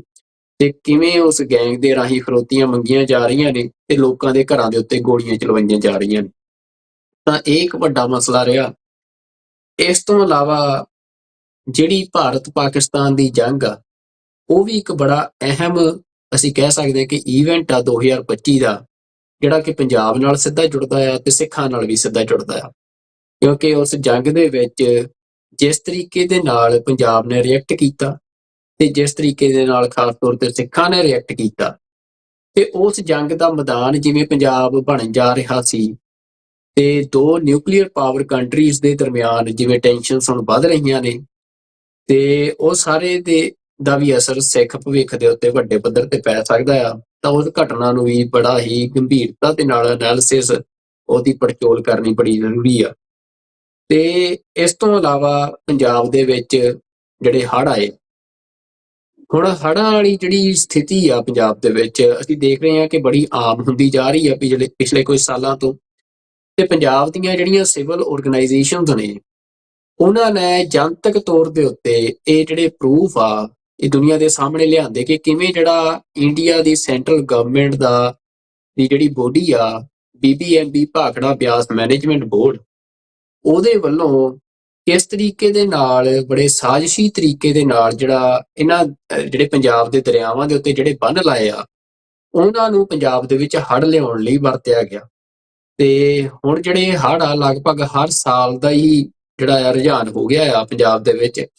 ਤੇ ਇਹਨਾਂ ਹੜ੍ਹਾਂ ਦੇ ਨਾਲ ਜਿਵੇਂ ਪੰਜਾਬ ਦਾ ਆਰਥਿਕ ਨੁਕਸਾਨ ਕੀਤਾ ਜਾ ਰਿਹਾ, ਜਿਵੇਂ ਪੰਜਾਬ ਨੇ ਕਿਸਾਨ ਸੰਘਰਸ਼ ਦੇ ਵਿੱਚ ਪੰਜਾਬ ਦੀ ਕਿਸਾਨੀ ਨੇ ਇੱਕ ਬੜੀ ਵੱਡੀ ਐਸਟੈਬਲਿਸ਼ਡ ਸਟੇਟ ਨੂੰ ਟੱਕਰ ਦਿੱਤੀ, ਵੀ ਜਿਹੜੇ ਉਸ ਸਾਰੇ ਸੰਘਰਸ਼ ਦੀ ਬੈਕਬੋਨ ਸੀ ਪੰਜਾਬ ਦੇ ਕਿਸਾਨ, ਉਹਨਾਂ ਦੀ ਜਿਹੜੀ ਆਰਥਿਕਤਾ ਆ, ਉਹਨਾਂ ਦੀਆਂ ਜ਼ਮੀਨਾਂ ਬਰਬਾਦ ਕੀਤੀਆਂ ਜਾ ਰਹੀਆਂ, ਉਹਦੇ ਉੱਤੇ ਜਿਹੜਾ ਇਹ ਹਮਲਾ ਆ ਇਹ ਬੜਾ ਸੂਖਮ ਹਮਲਾ ਆ। ਪਰ ਉਸ ਹੜ੍ਹਾਂ ਦੇ ਵਿੱਚ ਜਿਹੜਾ ਪੰਜਾਬ ਦੇ ਵਿੱਚੋਂ ਕਿ ਜਿਵੇਂ ਸਪਸ਼ਟਤਾ ਹੋਈ ਹੈ ਪੰਜਾਬ ਦੇ ਲੋਕਾਂ ਨੂੰ ਕਿ ਇਹ ਹੜ੍ਹ ਕੋਈ ਕੁਦਰਤੀ ਆਫਤ ਨਹੀਂ, ਇਹ ਹੜ੍ਹ ਭਾਰਤ ਸਰਕਾਰ ਵੱਲੋਂ ਦਿੱਲੀ ਵੱਲੋਂ ਜਿਹੜੇ ਆ ਸਾਜ਼ਿਸ਼ੀ ਤਰੀਕੇ ਨਾਲ ਲਿਆਂਦੇ ਗਏ, ਜਿਹੜੀ ਆਮ ਲੋਕ ਵੀ ਜਿਹੜੇ ਆ ਉਹ ਹਰ ਨਿਊਜ਼ ਚੈਨਲ ਦੇ ਉੱਤੇ ਇਹ ਗੱਲ ਜਿਹੜੀ ਆ ਇਸ ਵਾਰ ਕਰ ਰਹੇ ਸੀ। ਤਾਂ ਉਹ ਵੀ ਇੱਕ ਬੜੀ ਵੱਡੀ ਘਟਨਾ ਜਾਂ ਬੜਾ ਵੱਡਾ ਸੀ ਪੰਜਾਬ ਦਾ ਜਿਹੜਾ ਇੱਕ ਆਮ ਪੰਜਾਬ ਦੇ ਲੋਕਾਂ ਦੀ ਸਾਈਕੀ ਆ ਉਹਦੇ 'ਚ ਜਿਹੜੀ ਤਬਦੀਲੀ ਆ, ਵੀ ਦਿੱਲੀ ਬਾਰੇ ਜਿਹੜੀ ਸਪਸ਼ਟਤਾ ਆ ਪੰਜਾਬ ਦੇ ਲੋਕਾਂ 'ਚ ਆ ਰਹੀ ਆ, ਉਹ ਵੀ ਇੱਕ ਬੜਾ ਵੱਡਾ ਈਵੈਂਟ ਆ ਜਿਹੜਾ ਸਮਝਣ ਦੀ ਜ਼ਰੂਰਤ ਆ। ਤੇ ਇਸ ਦੇ ਨਾਲ ਹੀ ਅਖੀਰ ਦੇ ਵਿੱਚ ਜਿਹੜਾ ਬੜਾ ਅਹਿਮ ਮਸਲਾ ਲੱਗਦਾ ਆ ਵੀ ਜਿਹੜਾ ਵਿਚਾਰਨਾ ਚਾਹੀਦਾ ਆ, ਉਹ ਪੰਜਾਬ ਯੂਨੀਵਰਸਿਟੀ ਜਿਹਦਾ ਕੇਂਦਰ ਬਣੀ ਆ। ਪੰਜਾਬ ਯੂਨੀਵਰਸਿਟੀ ਜਿਹਨੂੰ ਗੇਟਵੇ ਕਿਹਾ ਜਾਂਦਾ ਪੰਜਾਬ ਦੀ ਸਿਆਸਤ ਦਾ, ਤਾਂ ਅੱਜ ਪੰਜਾਬ ਦੀ ਸਿਆਸਤ ਜਿਹਦੇ ਵਿੱਚ ਕਿ ਜਿਹੜੀ ਇੰਡੀਅਨ ਸਟੇਟ ਆ, ਉਹਨੇ 1984 ਦੀ ਸਿੱਖ ਨਸਲਕੁਸ਼ੀ ਤੋਂ ਬਾਅਦ ਜਿਹੜਾ ਇੱਕ ਪ੍ਰੋਜੈਕਟ ਸ਼ੁਰੂ ਕੀਤਾ ਸੀ ਕਿ ਜਿਹੜੀਆਂ ਪੰਜਾਬ ਦੀਆਂ ਜਾਂ ਸਿੱਖਾਂ ਦੀਆਂ ਜਿਹੜੀਆਂ ਇੰਸਟੀਚਿਊਟਸ ਨੇ, ਜਿਹੜੇ ਸਟਰਕਚਰ ਨੇ, ਉਹਨਾਂ ਨੂੰ ਪੰਜਾਬ ਦੇ ਲੋਕਾਂ ਦੇ ਵਿੱਚ, ਸਿੱਖਾਂ ਦੇ ਵਿੱਚ ਹੀ ਉਹਨਾਂ ਨੂੰ ਡਿਸਕ੍ਰੈਡਿਟ ਕਰਨਾ ਤੇ ਉਹਨਾਂ ਨੂੰ ਡੀਫੰਕਟ ਕਰਕੇ ਤੇ ਆਪਣੇ ਜਿਹੜੇ ਸਟਰਕਚਰਸ ਆ ਉਹ ਉਤਾਰਨੇ ਜਾਂ ਸਿਰਜਣੇ। ਤੇ ਉਹ ਅਸੀਂ ਦੇਖ ਰਹੇ ਹਾਂ ਕਿ ਪੰਜਾਬ ਯੂਨੀਵਰਸਿਟੀ ਜਿਹੜੀ ਆ, ਜਿਹਨੂੰ ਕਦੇ ਆਰਿਆ ਸਮਾਜੀਆਂ ਦਾ ਗੜ੍ਹ ਮੰਨਿਆ ਜਾਂਦਾ ਸੀ, ਤੇ ਉੱਥੋਂ ਹੌਲੀ-ਹੌਲੀ ਕਰਕੇ ਪੰਜਾਬ ਦੇ ਨੌਜਵਾਨਾਂ ਨੂੰ ਜਿਹੜਾ ਆ ਉਹ ਸਾਈਡਲਾਈਨ ਕੀਤਾ ਜਾ ਰਿਹਾ ਸੀ। ਪਰ ਕੁਝ ਸਾਲਾਂ ਤੋਂ ਜਿਵੇਂ ਪੰਜਾਬ ਯੂਨੀਵਰਸਿਟੀ ਦੇ ਵਿੱਚ ਪੰਜਾਬ ਓਰੀਐਂਟਡ ਪੋਲਿਟਿਕਸ ਦਾ ਉਭਾਰ ਹੋਇਆ, ਤੇ ਇਹ ਸਾਰੇ ਦੇ ਵਿੱਚ ਜਿਵੇਂ ਪੰਜਾਬ ਦੇ ਲਈ ਇੱਕ ਨਵੀਂ ਆਸ ਦੀ ਕਿਰਨ ਵਿਦਿਆਰਥੀ ਜਥੇਬੰਦੀ ਸਾਥ ਦੇ ਰੂਪ ਦੇ ਵਿੱਚ ਨੌਜਵਾਨ ਸਾਹਮਣੇ ਆਏ ਆ, ਉਹ ਆਮ ਘਰਾਂ ਦੇ ਨੌਜਵਾਨ ਨੇ, ਜਿਨ੍ਹਾਂ ਨੇ ਕਿ ਦਾਅਵਾ ਕੀਤਾ ਹੈ ਕਿ ਜਿਹੜਾ ਵੈਕਿਊਮ ਇੰਡੀਅਨ ਸਟੇਟ ਨੇ ਪੰਜਾਬ ਓਰੀਐਂਟਡ ਪੋਲਿਟਿਕਸ ਦਾ ਕ੍ਰੀਏਟ ਕੀਤਾ, ਉਹਨੂੰ ਇੰਡੀਅਨ ਸਟੇਟ ਤੋਂ ਪਹਿਲਾਂ ਉਹ ਭਰਨ ਦਾ ਦਾਅਵਾ ਕਰਦੇ ਨੇ, ਤੇ ਉਹ ਭਰਨਗੇ ਤੇ ਜਿਹੜੀ ਇਹ ਸਟਰਗਲ ਉੱਥੇ ਉਹ ਬਿਲਡ ਕਰ ਰਹੇ ਆ। ਤਾਂ ਉਹਦੇ ਵਿੱਚ ਜਿਵੇਂ ਪੰਜਾਬ ਯੂਨੀਵਰਸਿਟੀ ਦੀਆਂ ਇਲੈਕਸ਼ਨ ਦੇ ਵਿੱਚ ਉਹਨਾਂ ਦੇ ਉਮੀਦਵਾਰ ਹਰਮੀਤ ਸਿੰਘ ਦਾ ਜਿੱਤਣਾ, ਤੇ ਨਾਲ ਹੀ ਉਸ ਤੋਂ ਬਾਅਦ ਉਸ ਜਿੱਤ ਤੋਂ ਬਾਅਦ ਜਿਵੇਂ ਸੈਂਟਰ ਨੇ ਜਿਹੜਾ ਪੰਜਾਬ ਯੂਨੀਵਰਸਿਟੀ ਦੀ ਜਿਹੜੀ ਐਡਮਿਨਿਸਟ੍ਰੇਟਿੰਗ ਬੋਡੀ ਆ ਸੈਨੇਟ, ਉਹਨੂੰ ਜਿਵੇਂ ਭੰਗ ਕਰਕੇ ਸਾਰਾ ਕੰਟਰੋਲ ਸੈਂਟਰ ਦੇ ਹੱਥ 'ਚ ਕਰਨ ਦੀ ਕੋਸ਼ਿਸ਼ ਕੀਤੀ, ਤੇ ਉਹਦੇ ਜਵਾਬ ਦੇ ਵਿੱਚ ਜਿਵੇਂ ਉਹਨਾਂ ਨੌਜਵਾਨਾਂ ਨੇ, ਵਿਦਿਆਰਥੀਆਂ ਨੇ ਮੂਵਮੈਂਟ ਬਿਲਡ ਕੀਤੀ, ਤੇ ਉਸ ਮੂਵਮੈਂਟ ਨੂੰ ਜਿਵੇਂ ਬੜੇ ਸੁਚੱਜੇ ਢੰਗ ਨਾਲ ਚਲਾਇਆ, ਤੇ ਜਿਵੇਂ ਸਰਕਾਰ ਪੰਜਾਬ ਯੂਨੀਵਰਸਿਟੀ ਖੋਹਣਾ ਚਾਹੁੰਦੀ ਸੀ, ਪਰ ਉਹਨਾਂ ਨੌਜਵਾਨਾਂ ਨੇ ਸਰਕਾਰ ਤੋਂ ਇੱਕ ਹੱਥ ਅਤਾਂਹ ਰੱਖਦਿਆਂ ਵੀ ਜਿਹੜਾ ਪੰਜਾਬ ਤੋਂ ਪੰਜਾਬ ਦੀ ਰਾਜਧਾਨੀ ਚੰਡੀਗੜ੍ਹ ਖੋਹੀ ਗਈ, ਤੇ ਉਸ ਮੁੱਦੇ ਨੂੰ ਜਮਾਂ ਹੀ ਪੰਜਾਬ ਦੇ ਵਿੱਚੋਂ ਖਤਮ ਕਰਦਾ ਸੀ ਕਿ ਜਿੱਥੇ ਯੂਨੀਵਰਸਿਟੀ ਨੂੰ ਬਚਾਇਆ ਉਹਨਾਂ ਨੌਜਵਾਨਾਂ ਨੇ, ਉੱਥੇ ਨਾਲ ਹੀ ਉਹ ਜਿਹੜਾ ਮੁੱਦਾ ਆ ਉਹਦੀਆਂ ਐਸਪੀਰੇਸ਼ਨਸ ਸਾਰੇ ਪੰਜਾਬ ਦੇ ਅੰਦਰ ਫੇਰ ਜਿਉਂਦੀਆਂ ਕਰ ਦਿੱਤੀਆਂ, ਤੇ ਪੰਜਾਬ ਤੋਂ ਵੱਡਾ ਇਕੱਠ ਉਹਨਾਂ ਨੌਜਵਾਨਾਂ ਦੇ ਸੱਦੇ ਤੇ ਚੰਡੀਗੜ੍ਹ 'ਚ ਦਾਖਲ ਹੋਇਆ ਤੇ ਚੰਡੀਗੜ੍ਹ ਦੇ ਉੱਤੇ ਆਪਣੇ ਦਾਅਵੇ ਨੂੰ ਪੱਕਾ ਤੇ ਮਜ਼ਬੂਤ ਕੀਤਾ। ਤਾਂ ਇਹ ਜਿਹੜੀਆਂ ਘਟਨਾਵਾਂ ਦਾ ਮੈਂ ਜ਼ਿਕਰ ਕੀਤਾ, ਮੈਂ ਹੁਣ ਇੱਕ ਵਾਰ ਫੇਰ ਤੁਹਾਨੂੰ ਇੱਕ ਵਾਰ ਉਹ ਆਇਡੈਂਟੀਫਾਈ ਕਰਦਾ ਕਿ ਜਿਹਦੇ ਵਿੱਚ ਸਿੱਖਾਂ ਦੇ ਉੱਤੇ ਵੱਧ ਰਹੇ ਜਿਹੜੇ ਨਸਲੀ ਹਮਲੇ ਨੇ ਵਿਦੇਸ਼ਾਂ ਦੇ ਵਿੱਚ, ਸਿੱਖਾਂ ਦੇ ਖਿਲਾਫ ਹੋ ਰਿਹਾ ਟਰਾਂਸਨੈਸ਼ਨਲ ਰਿਪਰੈਸ਼ਨ ਤੇ ਨਾਲ ਹੀ ਜਿਹੜੀਆਂ ਐਕਸਟੋਰਸ਼ਨ ਥ੍ਰੈਟਸ ਦਾ ਦੌਰ ਚੱਲ ਰਿਹਾ ਆ, ਤੇ ਇਸ ਤੋਂ ਇਲਾਵਾ ਭਾਰਤ ਪਾਕਿਸਤਾਨ ਦੀ ਜਿਹੜੀ ਜੰਗ ਆ, ਤੇ ਚੌਥਾ ਪੰਜਾਬ ਦੇ ਵਿੱਚ ਲਿਆਂਦੇ ਜਾ ਰਹੇ ਹੜ੍ਹ, ਤੇ ਪੰਜਵਾਂ ਪੰਜਾਬ ਯੂਨੀਵਰਸਿਟੀ ਦੇ ਵਿੱਚ ਉਸਰ ਰਹੀ ਨਵੀਂ ਪੰਜਾਬ ਦੀ ਸਿਆਸਤ। ਤਾਂ ਇਹ ਜਿਹੜੀਆਂ ਘਟਨਾਵਾਂ ਨੇ, ਇਹ ਅਸੀਂ ਕਹਿ ਸਕਦੇ ਹਾਂ ਕਿ 2025 ਦੀਆਂ ਉਹ ਘਟਨਾਵਾਂ ਆ ਜਿਨ੍ਹਾਂ ਦੇ ਉੱਤੇ ਸਾਨੂੰ ਧਿਆਨ ਦੇਣਾ ਚਾਹੀਦਾ ਹੈ। ਜਿਹੜੀਆਂ ਘਟਨਾਵਾਂ ਸਾਡਾ ਧਿਆਨ ਮੰਗਦੀਆਂ ਨੇ ਕਿ ਇਹਨਾਂ ਦੀ ਪੜਚੋਲ ਕੀਤੀ ਜਾਵੇ, ਇਹਨਾਂ ਦੇ ਬਾਰੇ ਨੀਤੀ ਘੜੀ ਜਾਵੇ, ਤੇ ਉਹ ਜਿਹੜੀ ਨੀਤੀ ਆ ਉਸ ਸਾਰੇ ਡਾਇਲੋਗ ਦਾ ਇਹ ਚੀਜ਼ ਪਾਰਟ ਹੋਵੇ ਕਿ ਇਹ ਘਟਨਾਵਾਂ ਹੁਣ 2026 ਦੇ ਵਿੱਚ ਜਾ ਕੇ ਦਾਖਲ ਹੋਣਗੀਆਂ। ਤਾਂ 2025 ਦੇ ਵਿੱਚ ਜੋ ਅਸੀਂ ਕਹਿ ਸਕਦੇ ਹਾਂ ਕਿ ਸਟਰੈਂਥਸ ਰਹੀਆਂ ਨੇ, ਜੋ ਗੱਲਾਂ ਸਾਨੂੰ ਮਜ਼ਬੂਤ ਕਰਦੀਆਂ ਸੀ, ਉਹ ਵੀ ਸਾਨੂੰ ਪਤਾ ਹੁਣ, ਪਰ ਨਾਲ ਹੀ ਇਹਨਾਂ ਘਟਨਾਵਾਂ ਦੇ ਨਾਲ ਜੁੜੀਆਂ ਜਿਹੜੀਆਂ ਕਮਜ਼ੋਰੀਆਂ ਆ ਉਹ ਵੀ ਸਾਨੂੰ ਪਤਾ ਹੋਣ, ਤਾਂ ਕਿ 2026 ਦੇ ਵਿੱਚ ਉਹਨਾਂ ਤੇ ਕੰਮ ਕਰਕੇ ਜਿਹੜਾ ਪੰਥ ਪੰਜਾਬ ਦੀ ਜਿਹੜਾ ਪੋਲਿਟਿਕਸ ਦਾ ਨੈਰੇਟਿਵ ਆ ਉਹਨੂੰ ਹੋਰ ਮਜ਼ਬੂਤ ਕੀਤਾ ਜਾ ਸਕੇ। ਤਾਂ ਹੁਣ ਜੇ ਅਸੀਂ ਥੋੜੀ ਜਿਹੀ ਹੋਰ ਖੁੱਲ੍ਹ ਕੇ ਗੱਲ ਕਰੀਏ ਇਹਨਾਂ ਘਟਨਾਵਾਂ ਬਾਰੇ, ਤਾਂ ਜਿੱਥੇ ਰੇਸ਼ੀਅਲ ਅਟੈਕਸ ਦੀ ਗੱਲ ਹੋ ਰਹੀ ਆ, ਤਾਂ ਉਹਦੇ 'ਚ ਮੈਂ ਜਿਹੜੀ ਗੱਲ ਜਿੱਥੇ ਅਸੀਂ ਇਹ ਸ਼ੋਅ ਸ਼ੁਰੂ ਕੀਤਾ ਸੀ, ਤਾਂ ਉਹਦੇ ਵਿੱਚ ਮੈਂ ਕੁਝ ਵੇਰਵਾ ਦਿੱਤਾ ਤੁਹਾਨੂੰ ਕਿ ਦੁਨੀਆ ਬਦਲ ਰਹੀ ਆ। ਇਸ ਬਦਲ ਰਹੀ ਦੁਨੀਆ ਦੇ ਵਿੱਚ ਅਸੀਂ ਕਿੱਥੇ ਖੜੇ ਆ, ਇਹ ਸਾਡੇ ਸਾਹਮਣੇ ਵੱਡਾ ਸਵਾਲ। ਇਹ ਸਵਾਲ ਹੋਰ ਗੰਭੀਰ ਉਦੋਂ ਹੋ ਜਾਂਦਾ ਆ ਜਦੋਂ ਇੱਕ ਵਿਜ਼ੀਬਲ ਕਮਿਊਨਿਟੀ ਜਿਹੜੀ ਸਟੇਟਲੈਸ ਹੋਵੇ। ਤਾਂ ਜਿੱਥੇ ਸਿੱਖਾਂ ਦੇ ਉੱਤੇ ਮਤਲਬ ਇਹ ਜਿਹੜੀ ਨਵੀਂ ਪੋਲਿਟਿਕਸ ਇਮਰਜ ਹੋ ਰਹੀ ਆ, ਉਹਦੇ ਵਿੱਚ ਜਿਹੜੇ ਅਟੈਕਸ ਆ ਉਹ ਵਧਣੇ, ਇਹ ਮੰਨਿਆ ਜਾ ਰਿਹਾ ਕਿ ਇਹ ਹੋਰ ਵੀ ਜ਼ਿਆਦਾ ਵਧਣ ਦੀਆਂ ਸੰਭਾਵਨਾਵਾਂ ਨੇ। ਤਾਂ ਉੱਥੇ ਸਿੱਖਾਂ ਦੀ ਪ੍ਰੋਟੈਕਸ਼ਨ ਲਈ ਸਟਰਕਚਰਸ ਕੀ ਨੇ? ਸਿੱਖਾਂ ਦੇ ਕੋਲ ਆਪਣੀ ਪ੍ਰੋਟੈਕਸ਼ਨ ਲਈ ਤੇ ਆਪਣੀ ਜਿਹੜੀ ਆਈਡੈਂਟਿਟੀ ਆ ਉਹਨੂੰ ਪ੍ਰੀਜ਼ਰਵ ਕਰਕੇ ਤੇ ਅੱਗੇ ਵਧਣ ਲਈ ਕਿਹੜੇ ਉਹ ਇੰਸਟੀਚਿਊਟਸ ਨੇ ਕਿ ਜਿਨ੍ਹਾਂ ਦੇ ਨਾਲ ਉਹ ਇਸ ਸਾਰੇ ਚੈਲੰਜ ਨੂੰ ਟੱਕਰ ਦੇ ਸਕਣ? ਤਾਂ ਇਹ ਵੱਡਾ ਸਵਾਲ ਅੱਜ ਦੇ ਸਮੇਂ 'ਚ ਮੈਨੂੰ ਲੱਗ ਰਿਹਾ ਕਿ ਜਿਹੜਾ ਸਿੱਖ ਡਾਇਸਪੋਰਾ ਆ ਉਹਦੇ ਸਾਹਮਣੇ ਵੱਡਾ ਸਵਾਲ ਆ। ਹਾਲਾਂਕਿ ਪਿਛਲੇ ਲੰਮੇ ਸਮੇਂ ਦੇ ਵਿੱਚ ਸਿੱਖ ਡਾਇਸਪੋਰਾ ਨੇ ਆਪਣੀ ਮਿਹਨਤ ਨਾਲ, ਆਪਣੀ ਕਾਬਲੀਅਤ ਨਾਲ, ਇਸ ਦੀ ਬਜਾਏ ਕਿ ਜਿਹੜੀ ਇੰਡੀਅਨ ਸਟੇਟ ਆ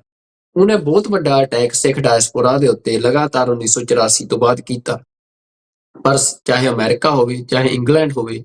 ਚਾਹੇ ਕੈਨੇਡਾ ਹੋਵੇ, ਆਸਟ੍ਰੇਲੀਆ ਹੋਵੇ, ਹਰ ਥਾਂ ਦੇ ਉੱਤੇ ਜਿੱਥੇ ਸਿੱਖ ਜਾ ਕੇ ਵਸੇ ਆ, ਉਹਨਾਂ ਨੇ ਉੱਥੋਂ ਦੀ ਪੋਲਿਟਿਕਸ ਦੇ ਵਿੱਚ ਆਪਣਾ ਅਸਰ ਰਸੂਖ ਬਣਾਇਆ ਆ। ਪਰ ਸ਼ਾਇਦ ਹਜੇ ਬਹੁਤ ਕੁਝ ਕਰਨ ਵਾਲਾ ਬਾਕੀ ਆ। ਜਿਹੜੀ ਪੋਲਿਟਿਕਸ ਸਿਰਫ ਵੋਟਾਂ ਬਣਨ ਦੀ ਪੋਲਿਟਿਕਸ ਆ, ਸਿਰਫ ਕਿਸੇ ਦੀ ਕੌਂਸਟੀਚੁਐਂਸੀ ਬਣਨ ਦੀ ਪੋਲਿਟਿਕਸ ਆ, ਸ਼ਾਇਦ ਉਹ ਪੋਲਿਟਿਕਸ ਜਿਹੜੀ ਆ ਉਹ ਅਗਲੇ ਆਉਣ ਵਾਲੇ ਸਮੇਂ ਦੇ ਜਿਹੜੇ ਹਮਲੇ ਆ ਉਹਨਾਂ ਤੋਂ ਸਿੱਖਾਂ ਨੂੰ ਸੇਫ ਨਹੀਂ ਕਰ ਸਕਦੀ ਆ। ਤਾਂ ਜਿੱਥੇ ਇਹ ਜਿਹੜਾ ਸਮਾਂ ਆ ਉਹ ਅਸੀਂ ਕਹਿ ਸਕਦੇ ਹਾਂ ਕਿ ਚੈਲੰਜਿੰਗ ਆ, ਪਰ ਜਿਹੜੀ ਕੋਈ ਵੀ ਨਵੀਂ ਉਸਾਰੀ ਹੋਣੀ ਹੁੰਦੀ ਆ ਜਾਂ ਕੋਈ ਵੀ ਨਵੀਂ ਚੀਜ਼ ਉਸਰਨੀ ਹੁੰਦੀ ਆ, ਉਹ ਕਿਸੇ ਪੀੜ 'ਚੋਂ ਹੀ ਉਸਰਦੀ ਆ। ਜਿਵੇਂ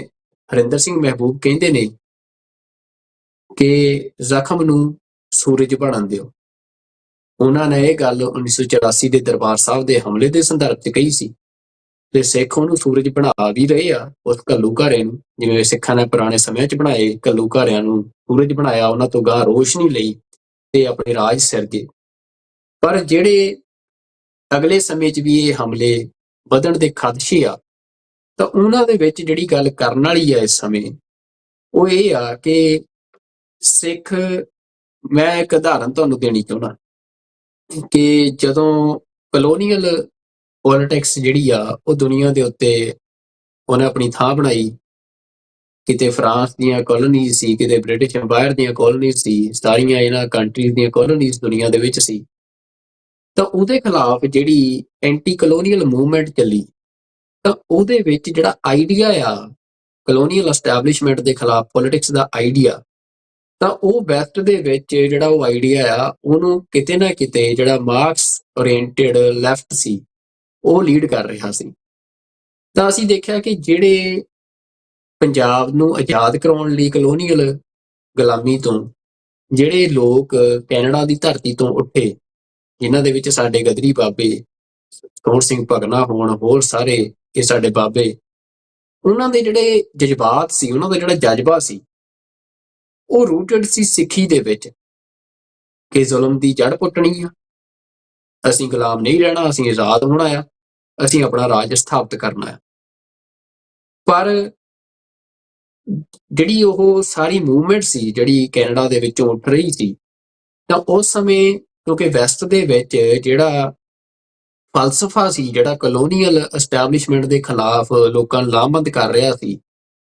ਉਹ ਫਲਸਫਾ ਸੀ ਮਾਰਕਸਿਜ਼ਮ ਓਰੀਐਂਟਡ ਲੈਫਟ ਦਾ। ਤੇ ਜਿਹੜੇ ਸਾਡੇ ਲੋਕ ਸੀ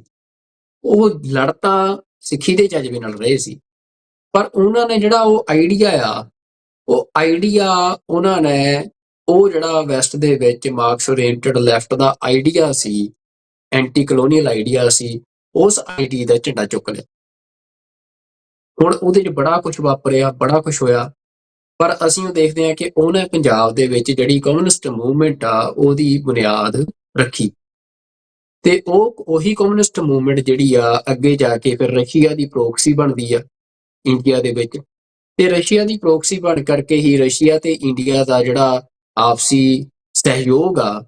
ਉਹਦੇ ਨਾਲ ਚੱਲਦਿਆਂ ਹੀ ਫਿਰ ਉਹ ਜਿਹੜੀ ਸਿੱਖ ਮੂਵਮੈਂਟ ਆ ਸੋਵਰੇਨਿਟੀ ਦੀ, ਉਹਦਾ ਵਿਰੋਧ ਵੀ ਕਰਦੇ ਆ। ਪਰ ਜਦੋਂ ਉਹ ਜਿਹੜੇ ਗਦਰੀ ਬਾਬੇ ਆ ਜਦੋਂ ਉਹ ਤੁਰਦੇ ਆ ਤਾਂ ਉਹ ਇਸ ਭਾਵਨਾ ਨਾਲ ਨਹੀਂ ਤੁਰਦੇ ਕਿ ਜਿਹੜੀ ਇਹ ਸਾਡੀ ਮੂਵਮੈਂਟ ਆ ਇਹ ਕੱਲ੍ਹ ਨੂੰ ਜਾ ਕੇ ਜਿਹੜੀ ਸਿੱਖ ਸੋਵਰੇਨਿਟੀ ਦੀਆਂ ਐਸਪੀਰੇਸ਼ਨਸ ਆ ਉਹਦੀਆਂ ਜੜ੍ਹਾਂ ਵੱਢੇਗੀ। ਪਰ ਕਿਉਂਕਿ ਜਿਹੜੀ ਗਦਰ ਲਹਿਰ ਆ ਉਹਦਾ ਇੱਕ ਹਿੱਸਾ ਜਿਹੜਾ ਉਹਨੂੰ ਆਈਡੀਓਲੋਜੀਕਲੀ ਲੀਡ ਕਰ ਰਿਹਾ ਸੀ, ਉਹਦੀ ਟ੍ਰੇਨਿੰਗ ਬਕਾਇਦਾ ਰਸ਼ੀਆ ਦੇ ਵਿੱਚ, ਬਲਕਿ ਆਈਡੀਏ ਦੀ ਤੇ ਨਾਲ ਹੀ ਆਰਮਸ ਦੀ ਜਿਹੜੀ ਉਹ ਟ੍ਰੇਨਿੰਗ ਆ ਉਹ ਰਸ਼ੀਆ ਦੇ ਵਿੱਚ ਹੋਈ। ਤਾਂ ਅਸੀਂ ਕਹਿ ਸਕਦੇ ਕਿ ਉਹਨਾਂ ਦੀ ਜਿਹੜੀ ਮਾਂ ਆ ਉਹ ਰਸ਼ੀਆ ਬਣੀ। ਸਰਦਾਰ ਕਪੂਰ ਸਿੰਘ ਇਹਦੇ ਬਾਰੇ ਆਮ ਕਹਿੰਦੇ ਆ ਕਿ ਜਿੱਤ ਉਹਦੀ ਹੁੰਦੀ ਹੈ ਜਿਹਦਾ ਝੰਡਾ ਹੁੰਦਾ ਹੈ। ਝੰਡਾ ਤੈਅ ਕਰਦਾ ਕਿ ਜਿੱਤ ਕਿਹਦੀ ਆ। ਜਿਵੇਂ ਸਿੱਖਾਂ ਨੇ 90% ਤੋਂ ਵੱਧ ਜਿਹੜੀਆਂ ਕੁਰਬਾਨੀਆਂ ਦਿੱਤੀਆਂ ਇਸ ਖਿੱਤੇ ਦੇ ਵਿੱਚ ਬ੍ਰਿਟਿਸ਼ ਕਲੋਨੀਅਲਿਜ਼ਮ ਦੇ ਖਿਲਾਫ, ਪਰ ਆਖਰ ਨੂੰ ਜਿੱਤ ਜਿਹੜੀ ਆ ਉਹ ਤਿਰੰਗੇ ਵਾਲਿਆਂ ਦੀ ਹੋਈ, ਜਿੱਤ ਕਾਂਗਰਸ ਦੀ ਹੋਈ,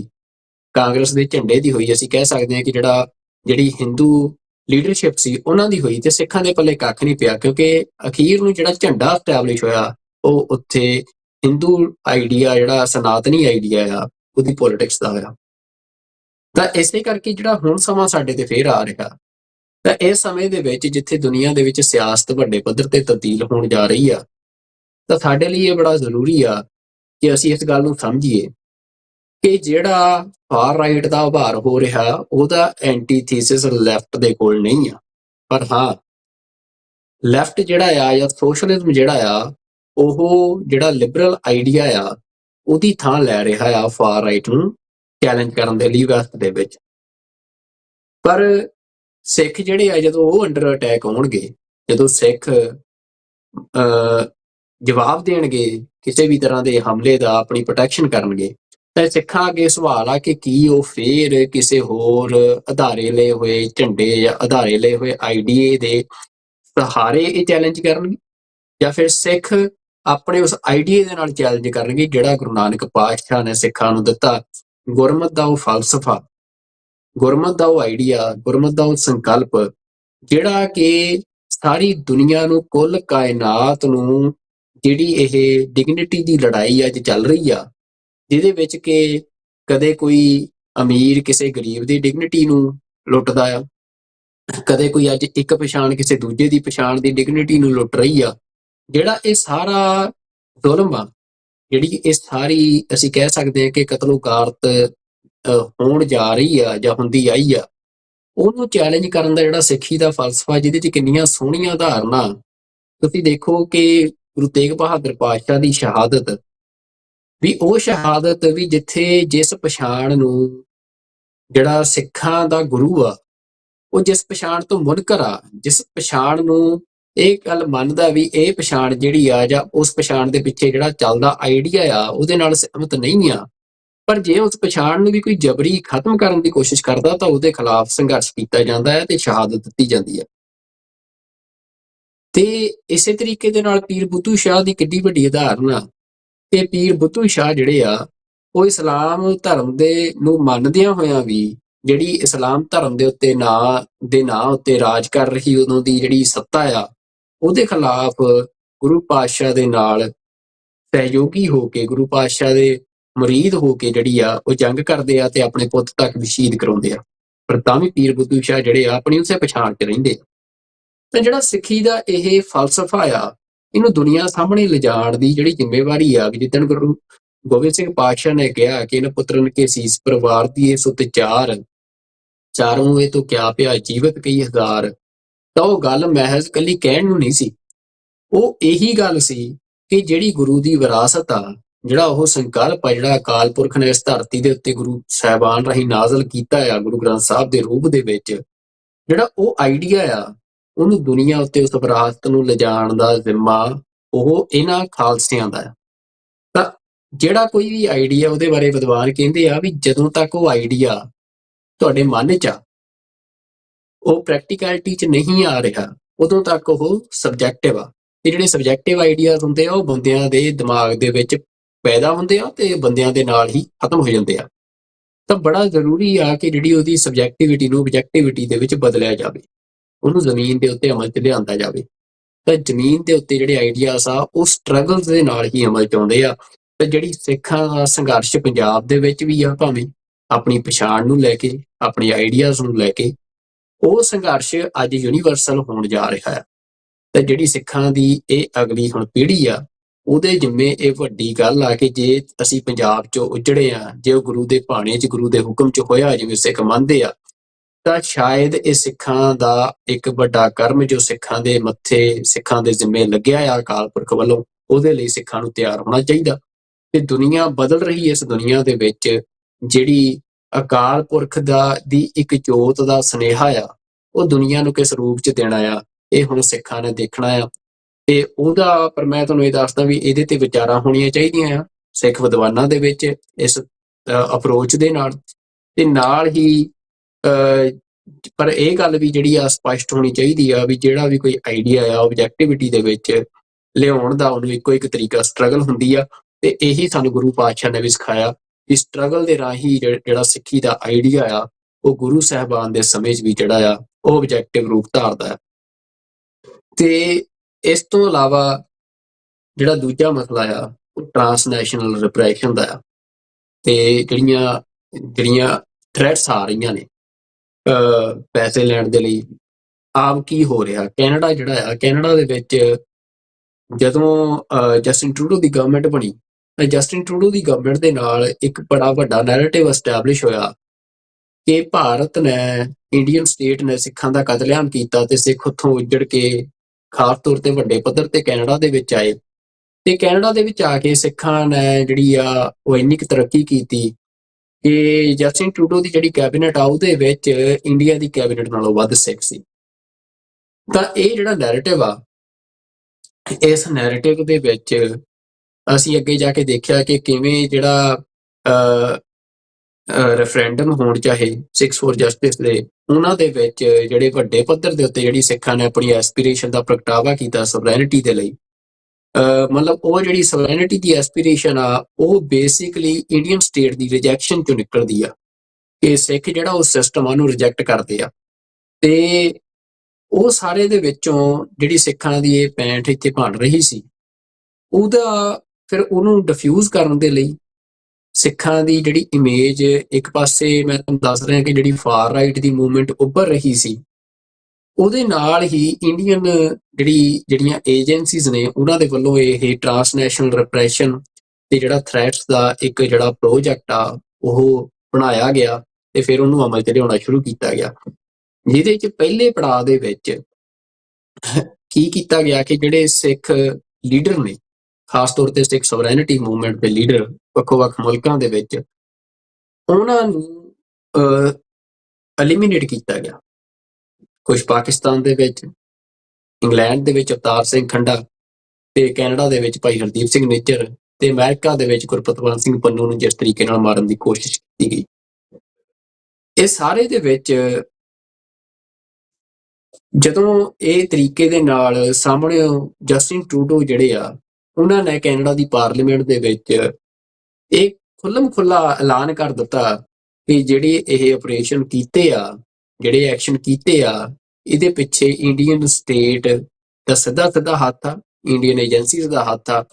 ਤੇ ਉਹਨਾਂ ਨੇ ਜਿਹੜੇ ਇੱਥੋਂ ਦੇ ਇਹਨਾਂ ਦੇ ਡਿਪਲੋਮੈਟ ਸੀ ਉਹ ਇੱਥੋਂ ਬਾਹਰ ਕੱਢੇ ਕੈਨੇਡਾ ਤੋਂ। ਜਿਹੜਾ ਜਸਟਿਨ ਟਰੂਡੋ ਦਾ ਇਹ ਸਟੈਪ ਸੀ, ਇਹ ਬੜਾ ਬੋਲਡ ਸਟੈਪ ਸੀ। ਉਹਨੇ ਇੰਡੀਆ ਦੀ ਜਿਹੜੀ ਖੇਡ ਆ ਉਹਨੂੰ ਕਿਤੇ ਨਾ ਕਿਤੇ ਅਸੀਂ ਕਹਿ ਸਕਦੇ ਹਾਂ ਕਿ ਕਿਉਂਕਿ ਜਿਹੜੇ ਸੋਫਿਸਟੀਕੇਟਡ ਆਪਰੇਸ਼ਨ ਹੁੰਦੇ ਆ ਇਹਨਾਂ ਦੇ ਵਿੱਚ ਸਭ ਤੋਂ ਵੱਡਾ ਜਿਹੜਾ ਤੁਸੀਂ ਕਹਿ ਸਕਦੇ ਹੋ ਕਿ ਜਿਹੜਾ ਹਥਿਆਰ ਹੁੰਦਾ ਆ ਉਹ ਸੀਕ੍ਰੇਸੀ ਦਾ ਹੀ ਹੁੰਦਾ ਆ ਕਿ ਜੇ ਉਹ ਸੀਕ੍ਰੇਟ ਨਾ ਰਹਿਣ, ਉਹ ਜਨਤਕ ਹੋ ਜਾਣ ਤਾਂ ਤੁਹਾਡੇ ਉਹਨਾਂ ਆਪਰੇਸ਼ਨਸ ਦੀ ਕੋਈ ਵੈਲਿਊ ਨਹੀਂ ਰਹਿੰਦੀ ਆ, ਬਲਕਿ ਉਹ ਉਲਟਾ ਤੁਹਾਡੇ ਤੇ ਅਸੀਂ ਕਹਿ ਸਕਦੇ ਹਾਂ ਤੁਹਾਡੀ ਕਮਜ਼ੋਰੀ ਬਣ ਜਾਂਦੀ ਹੈ ਕਿਸੇ ਵੀ ਕੰਟਰੀ ਦੀ।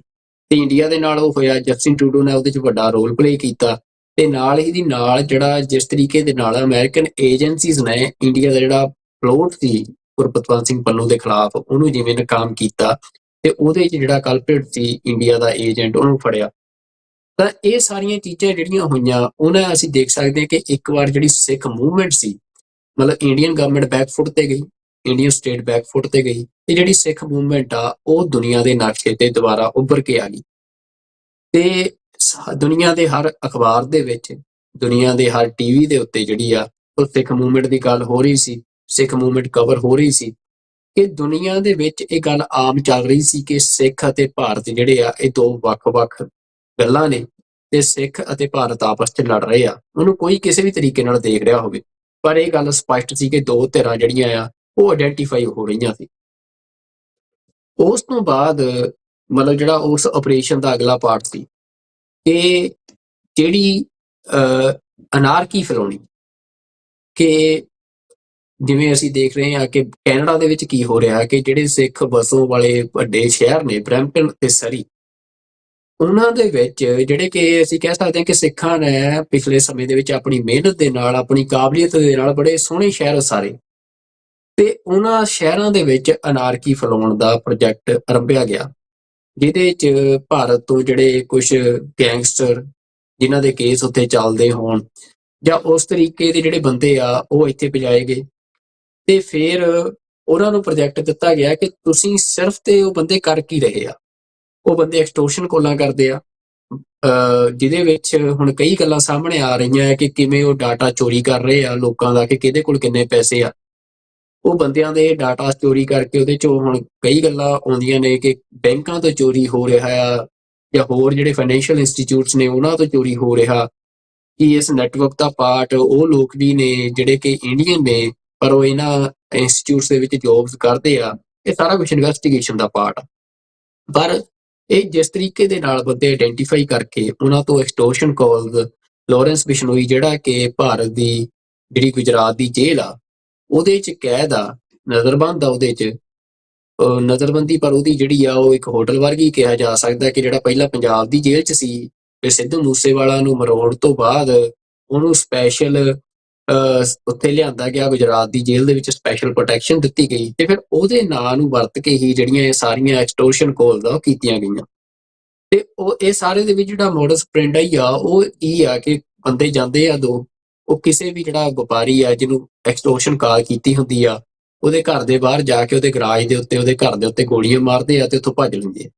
ਤੇ ਨਾਲ ਉਹਨੂੰ ਕਾਲ ਕਰ ਦਿੰਦੇ ਆ ਵੀ ਦੇਖ ਅੱਜ ਤੇਰੇ ਘਰ ਤੇ ਮਾਰੀਆਂ, ਕੱਲ ਨੂੰ ਤੈਨੂੰ ਮਾਰਾਂਗੇ, ਤੇਰੇ ਪਰਿਵਾਰ ਨੂੰ ਮਾਰਾਂਗੇ ਤੇ ਇੰਨਾ ਪੈਸਾ ਸਾਨੂੰ ਦੇ। ਹੁਣ ਇਹਦੇ 'ਚ ਹੋ ਕੀ ਰਿਹਾ ਕਿ ਕੁਛ ਬੰਦੇ, ਕਿਉਂਕਿ ਹਰ ਬੰਦਾ ਪਰਿਵਾਰ ਵਾਲਾ ਆ, ਹੋ ਸਕਦਾ ਕਿ ਕੁਛ ਬੰਦੇ ਜਿਹੜੇ ਆ ਉਹ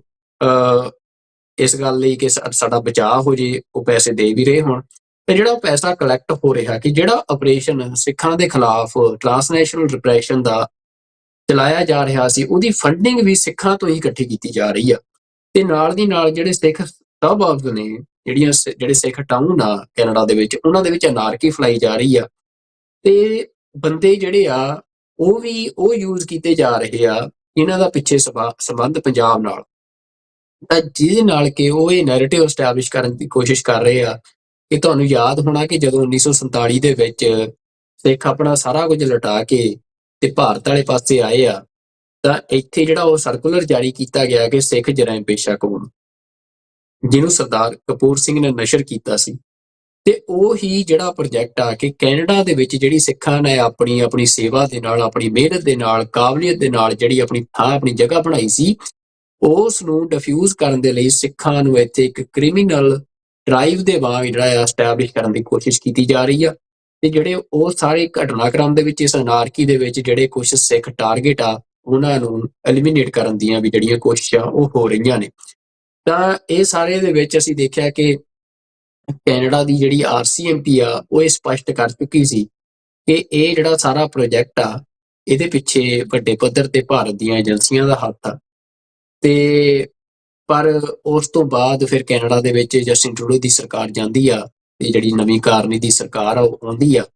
ਤੇ ਉਸ ਤੋਂ ਬਾਅਦ ਜਿਹੜਾ ਦੁਬਾਰਾ ਤੋਂ ਜਿਹੜੀ ਰੀਨੈਗੋਸ਼ੀਏਸ਼ਨ ਆ ਵਿਦਆਊਟ ਐਨੀ ਅਕਾਊਂਟੇਬਿਲਿਟੀ ਉਹ ਇੰਡੀਆ ਦੇ ਨਾਲ ਸ਼ੁਰੂ ਕੀਤੀ ਗਈ। ਵਪਾਰ ਗੱਲਾਂ ਸ਼ੁਰੂ ਹੋਈਆਂ, ਜਿਹੜੇ ਇੰਡੀਆ ਦੇ ਕਾਉਂਸਲਰ ਇੱਥੋਂ ਕੱਢੇ ਗਏ ਸੀ, ਜਿਹੜੇ ਇੰਡੀਅਨ ਐਮਬੈਸੀਜ਼ ਦੇ ਇੱਥੋਂ ਰਿਪਰੈਜ਼ੈਂਟੇਟਿਵ ਕੱਢੇ ਗਏ ਸੀ, ਉਹਨਾਂ ਨੂੰ ਦੁਬਾਰਾ ਬਹਾਲ ਕੀਤਾ ਗਿਆ।